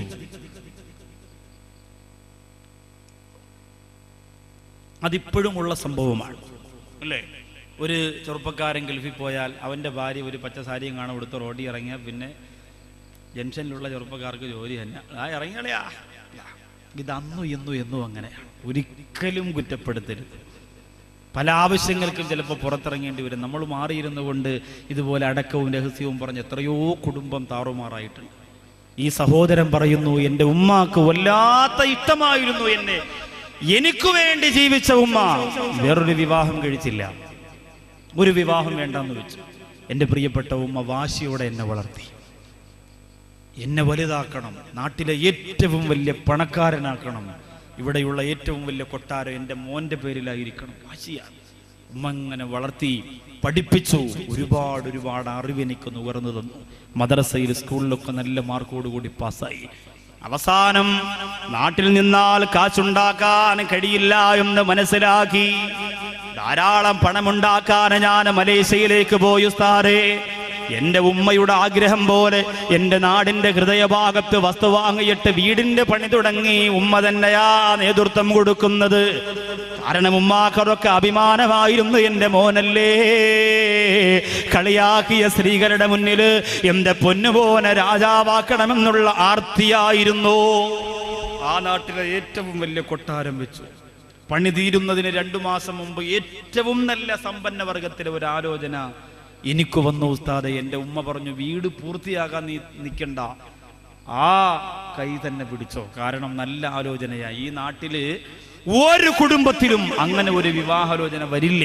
അത്രത്തോളം ഞാൻ വളർന്നു, എൻ്റെ മകൻ വളർന്നു. വലിയ കുടുംബത്തിൽപ്പെട്ട മോളെ വിവാഹം കഴിപ്പിച്ചു മോനെ കൊണ്ട്. എന്നിട്ടോ ആ സഹോദരൻ പറയുന്നു, നല്ലതുപോലെ തന്നെയാ ജീവിച്ചത്. എൻ്റെ ഭാര്യയ്ക്ക് എൻ്റെ ഉമ്മയോട് വെറുപ്പുണ്ടായിരുന്നില്ല, ഉമ്മയോട് വല്ലാത്ത സ്നേഹമൊക്കെ തന്നെയാ. പക്ഷേ വീട് താമസമാകുന്നതിൻ്റെ 2 ദിവസം മുമ്പ് പെട്ടെന്നൊരു ഷോക്കായി പോയി ഉസ്താദേ. എൻ്റെ ഉമ്മ പെട്ടെന്ന് നിന്ന നിൽപ്പിൽ മറിഞ്ഞു വീഴുകയാണ്. എൻ്റെ ഉമ്മയുടെ ശരീരം ഞാൻ താങ്ങിയെടുത്തുകൊണ്ട് വാഹനം പിടിച്ച് ഹോസ്പിറ്റലിലേക്ക് പോകുമ്പോ എൻ്റെ മടിയിൽ തലവെച്ച് കിടക്കുന്ന ഉമ്മ എന്നോട് പറഞ്ഞു, മോനെ നിന്റെ കണ്ണുകളിൽ ഭയമുണ്ടടാ, നിന്റെ ഉമ്മ ഇപ്പോഴൊന്നും മരിക്കൂല മോനെ. ഞാൻ കഷ്ടപ്പെട്ട് വെച്ച എൻ്റെ പൊന്നുമോന് വേണ്ടി പണി കഴിപ്പിച്ച ആ വീട്ടിൻ്റെ അകത്ത് 2-3 ദിവസമെങ്കിലും താമസിക്കാറ് നിന്റെ ഉമ്മായ അല്ലാഹു റൂഹ് പിടിക്കൂല എന്ന് പറഞ്ഞുകൊണ്ട് പൊന്നുമ്മ കരഞ്ഞുപോയി. പക്ഷേ ഹോസ്പിറ്റൽ എത്തുന്നതിന് മുമ്പ് എൻ്റെ ഉമ്മ അങ്ങ് മരിച്ചുപോയി ഉസ്താദ്. 2 ദിവസം കഴിഞ്ഞാൽ എൻ്റെ വീടിൻ്റെ ഓപ്പണിംഗ് ആണ്. ഒരുപാട് വലിയ വലിയ പരിപാടികളാ വെച്ചിട്ടുള്ളത്. 10,000-കണക്കിന് ആളുകളാ വരാമെന്ന് പറഞ്ഞിട്ടുള്ളത്, ക്ഷണിച്ചിട്ടുള്ളത്. പക്ഷേ എനിക്കൊരു വല്ലാത്ത വിഷമമായി പോയി. എൻ്റെ ഉമ്മ പോയല്ലോ. ഒരു ദിവസം പോലും ആ വീട്ടിൻ്റെ അകത്ത് കിടക്കാറ്. നാട്ടുകാരുടെ മുന്നിൽ അഭിമാനത്തോടെ നിന്ന ഉമ്മയല്ലേ, അസ്രായീൽ അലൈഹിസ്സലാം ഒന്ന് കൊണ്ടുപോയല്ലോ. സങ്കടമുണ്ട്. പക്ഷേ എന്റെ മഹലിൽ ജോലി ചെയ്യുന്ന സിദ്ദീഖ് ബാഖവി എന്ന ഉസ്താദിന്റെ കൂടെ പഠിച്ച ഒരു പ്രിയപ്പെട്ട പണ്ഡിതനായിരുന്നു. ആ ഉസ്താദ് എന്നെ ഫോൺ വിളിച്ചു പറഞ്ഞു, എടാ നിന്റെ ഉമ്മ മരിച്ചോ എന്നറിഞ്ഞ സങ്കടമുണ്ട്. പക്ഷേ ഒരു കാര്യം ഞാൻ പറയുകയാണ്, എന്റെ ഒരു വലിയ ആഗ്രഹമാണ്, ഈ മഹലിൽ നിന്റെ ഉമ്മയെ കുറിച്ച് നല്ലതുപോലെ അറിയുള്ള പലരുടെയും ആഗ്രഹമാണ്, മോനെ നിന്റെ ഉമ്മാടെ മയ്യിത്ത വീട്ടിന്റെ അകത്ത് വെക്കുക, ഹാളിൽ വെച്ചിട്ട് ജനങ്ങളെ അതിൻ്റെ അകത്തോടെ ഇങ്ങനെ കാണിച്ചു കൊണ്ടുവരിക. ഉമ്മാടെ ഒരാഗ്രഹമായിരുന്നില്ലേ, മരിച്ചതിന് ശേഷം 1 മണിക്കൂറാണെങ്കിൽ അത്രയെങ്കിലും അതിൻ്റെ അകത്തൊന്ന് കിടക്കട്ടെ. സുബ്ഹാനല്ലാഹ്. ആ സഹോദരൻ പറയുന്നു, ഞാൻ സമ്മതിച്ചു ഉസ്താദേ, ഞാൻ സമ്മതിച്ചു. എല്ലാവർക്കും സന്തോഷമായി, ഉസ്താദിന് വലിയ റാഹത്തായി. ആംബുലൻസിനകത്ത് ഉമ്മാടെ മയ്യത്തിന്റെ വീടിന്റെ മുമ്പ് കൊണ്ടുവന്നപ്പോ പെട്ടെന്ന് ഭാര്യ എന്നെ ഫോണിൽ വിളിക്കുകയാ, ഇക്കാ വേഗം ഒന്നകത്തേക്ക് വരിക. സങ്കടത്തോടെ കരഞ്ഞുകൊണ്ട് പറഞ്ഞു, ഇക്കാ ഒന്നകത്തേക്ക് വരിക, എന്റെ ഉമ്മാടെ മയ്യത്ത് പിടിക്കാൻ ആളെ ഏൽപ്പിച്ചിട്ട് ഓടി ഞാൻ അകത്ത് ചെന്നു. എന്തെങ്കിലും അത്യാഹിതം സംഭവിച്ചു പോയോ എന്നറിയാൻ അകത്ത് ചെന്നപ്പോ വീടിന്റെ ഉള്ളിലേക്ക് ഒരു ഭാഗത്ത് വിളിച്ചു കൊണ്ടുപോയിട്ട് എന്റെ ഭാര്യ എന്നോട് പറഞ്ഞു, എന്റെ പ്രിയപ്പെട്ട ഇക്കാ മലേഷ്യയിൽ കിടന്ന് പണിയെടുത്ത് കഷ്ടപ്പെട്ട് വിയർപ്പൊഴുക്കി നിങ്ങൾ ചിലവഴിച്ചിട്ട് വെച്ച കൊട്ടാരമല്ലേ, ലക്ഷക്കണക്കിന് രൂപയുടെ ചിത്രപ്പണി നടത്തിയ ഒരുപാട് ഒരുപാട് അത്യന്താധുനിക സജ്ജീകരണങ്ങളുള്ള വലിയ കൊട്ടാരമല്ലേ. ജനങ്ങളങ്ങനെ പലതും പറയുമിക്ക, അവരാരുമല്ല ഈ വീട്ടിന്റെ അകത്ത് താമസിക്കുന്നത്, ഞാനും നിങ്ങളും പിന്നെ നമ്മുടെ മക്കളുമാണ്. അതുകൊണ്ടിക്കാ കാല് പിടിച്ചു പറയുകയാണ്, അത്രത്തോളം വിലപിടിപ്പുള്ള വീട്ടിന്റെ അകത്ത് ആദ്യമായിട്ട് നിങ്ങളൊരു മയ്യത്ത് കൊണ്ട് വെക്കല്ലേ ഇക്ക. അങ്ങനെ ഒരു മയ്യത്ത് കൊണ്ട് വെച്ചാൽ ആ വീട്ടിന്റെ അകത്ത് ഐശ്വര്യക്കേടാണ്, അവിടെ ഒരു ബറക്കത്തുണ്ടാവൂലെന്ന് എൻ്റെ ഭാര്യ പറഞ്ഞപ്പോൾ ഞാനെല്ലാം മറന്നു ഉസ്താദേ. എന്റെ ഉമ്മയുടെ സ്നേഹം പോലും ഒരു സെക്കൻഡ് ഞാനങ്ങ് മറന്നുപോയി. എന്റെ ഉമ്മാടെ മനസ്സിന്റെ ആഗ്രഹം പോലും ഞാൻ മറന്നുപോയി. എന്റെ ഉമ്മാടെ മയ്യത്ത് എൻ്റെ വീട്ടിന്റെ അകത്ത് ഞാൻ കൊണ്ടുപോയില്ല. എനിക്ക് വേണ്ടി ജീവിച്ച, എനിക്ക് വേണ്ടി കഷ്ടപ്പെട്ട, എനിക്ക് വേണ്ടി ജനങ്ങൾക്ക് മുന്നിൽ വെല്ലുവിളി നടത്തിയ എന്റെ ഉമ്മായ ഞാൻ എൻ്റെ വീടിന്റെ മുറ്റത്താ കിടത്തിയത്. ജനങ്ങളൊക്കെ എന്നെ കുറ്റപ്പെടുത്തി, എങ്കിലും എൻ്റെ മനസ്സ് വല്ലാതെ സങ്കടപ്പെട്ടില്ല. പക്ഷേ അന്ന് പള്ളിപ്പറമ്പിൽ കൊണ്ടുപോയി ഉമ്മയെ കബറടക്കിയിട്ട് ആ വലിയ കൊട്ടാരത്തിന്റെ മുമ്പ് വന്ന് നിന്നപ്പോ എന്റെ മനസ്സങ്ങ് പൊട്ടിപ്പോയി ഉസ്താദ്. എങ്ങനെയാണ് എനിക്കിത് സംഭവിച്ചത് എന്റെ ഭാര്യ പറഞ്ഞത് കേട്ട ഒരു വാക്കിന്റെ പേരിലല്ലേ? അതുകൊണ്ട് പറയണം ഉസ്താദേ, നിങ്ങളുടെ മുന്നിലേക്ക് നരകവും ഖബറും മരണവും കുടുംബജീവിതവും ഒക്കെ കേൾക്കാൻ പഠിച്ചുകൂടുന്ന ചെറുപ്പക്കാരുടെ മുന്നിൽ അവർക്ക് പറഞ്ഞു കൊടുക്കണം ഉസ്താദേ, ഉമ്മയാരെന്ന് പറഞ്ഞു കൊടുക്കുക. നഷ്ടപ്പെട്ടു പോയാൽ ഒരിക്കലും തിരിച്ചു കിട്ടാത്ത ഉമ്മയെ മുത്തം കൊടുക്കുക, പറഞ്ഞു കൊടുക്കണം ഉസ്താദേ. അത് നിങ്ങൾ പറയുമ്പോ ചെറുപ്പക്കാരന്റെ മനസ്സിനെ കീഴടക്കാൻ കഴിയുന്നതാ ആ ഒരു കത്താണ് പ്രിയപ്പെട്ടവര്. ഇന്ന് കേരളത്തിലുടനീളം ഈ വിഷയം എന്നെ പറയാൻ പ്രേരിപ്പിച്ചത്. അതുകൊണ്ടല്ലേ അല്ലാഹുവിന്റെ റസൂല് പറഞ്ഞത്, ഇതിന് പകരമുണ്ടോ പെങ്ങളെ? മറ്റൊരു വാക്കു പറയാ, ലോകത്തുമ്മാടെ വിലയെ കുറിച്ച് എത്ര സാഹിത്യകാരന്മാര് പറഞ്ഞാലെന്താ, എത്ര എഴുത്തുകാരന്മാര് പറഞ്ഞാലെന്താ, മുത്തുനബി തങ്ങൾ പറഞ്ഞ ഒരൊറ്റ വാക്കു പോരെ, അൽ ജന്നത്തു തഹ്ത അഖ്ദാമിൽ ഉമ്മഹാത്ത്. മാതാവിൻ്റെ കാൽച്ചോട്ടിലാണ് സ്വർഗ്ഗം. ആ ഉമ്മ നിനക്ക് അനുകൂലമായി പറഞ്ഞാൽ അള്ളാഹു നിനക്ക് അനുകൂലമാണ്. ആ ഉമ്മ നിനക്ക് പ്രതികൂലമായി പറഞ്ഞാൽ അള്ളാഹു നിനക്ക് പ്രതികൂലമാണ്. ഒരുപാട് ഈ വിഷയവുമായി ബന്ധപ്പെട്ട് ഇനിയും പറയാനുണ്ട്, പക്ഷേ വിഷയം സമാപിക്കുകയാണ്.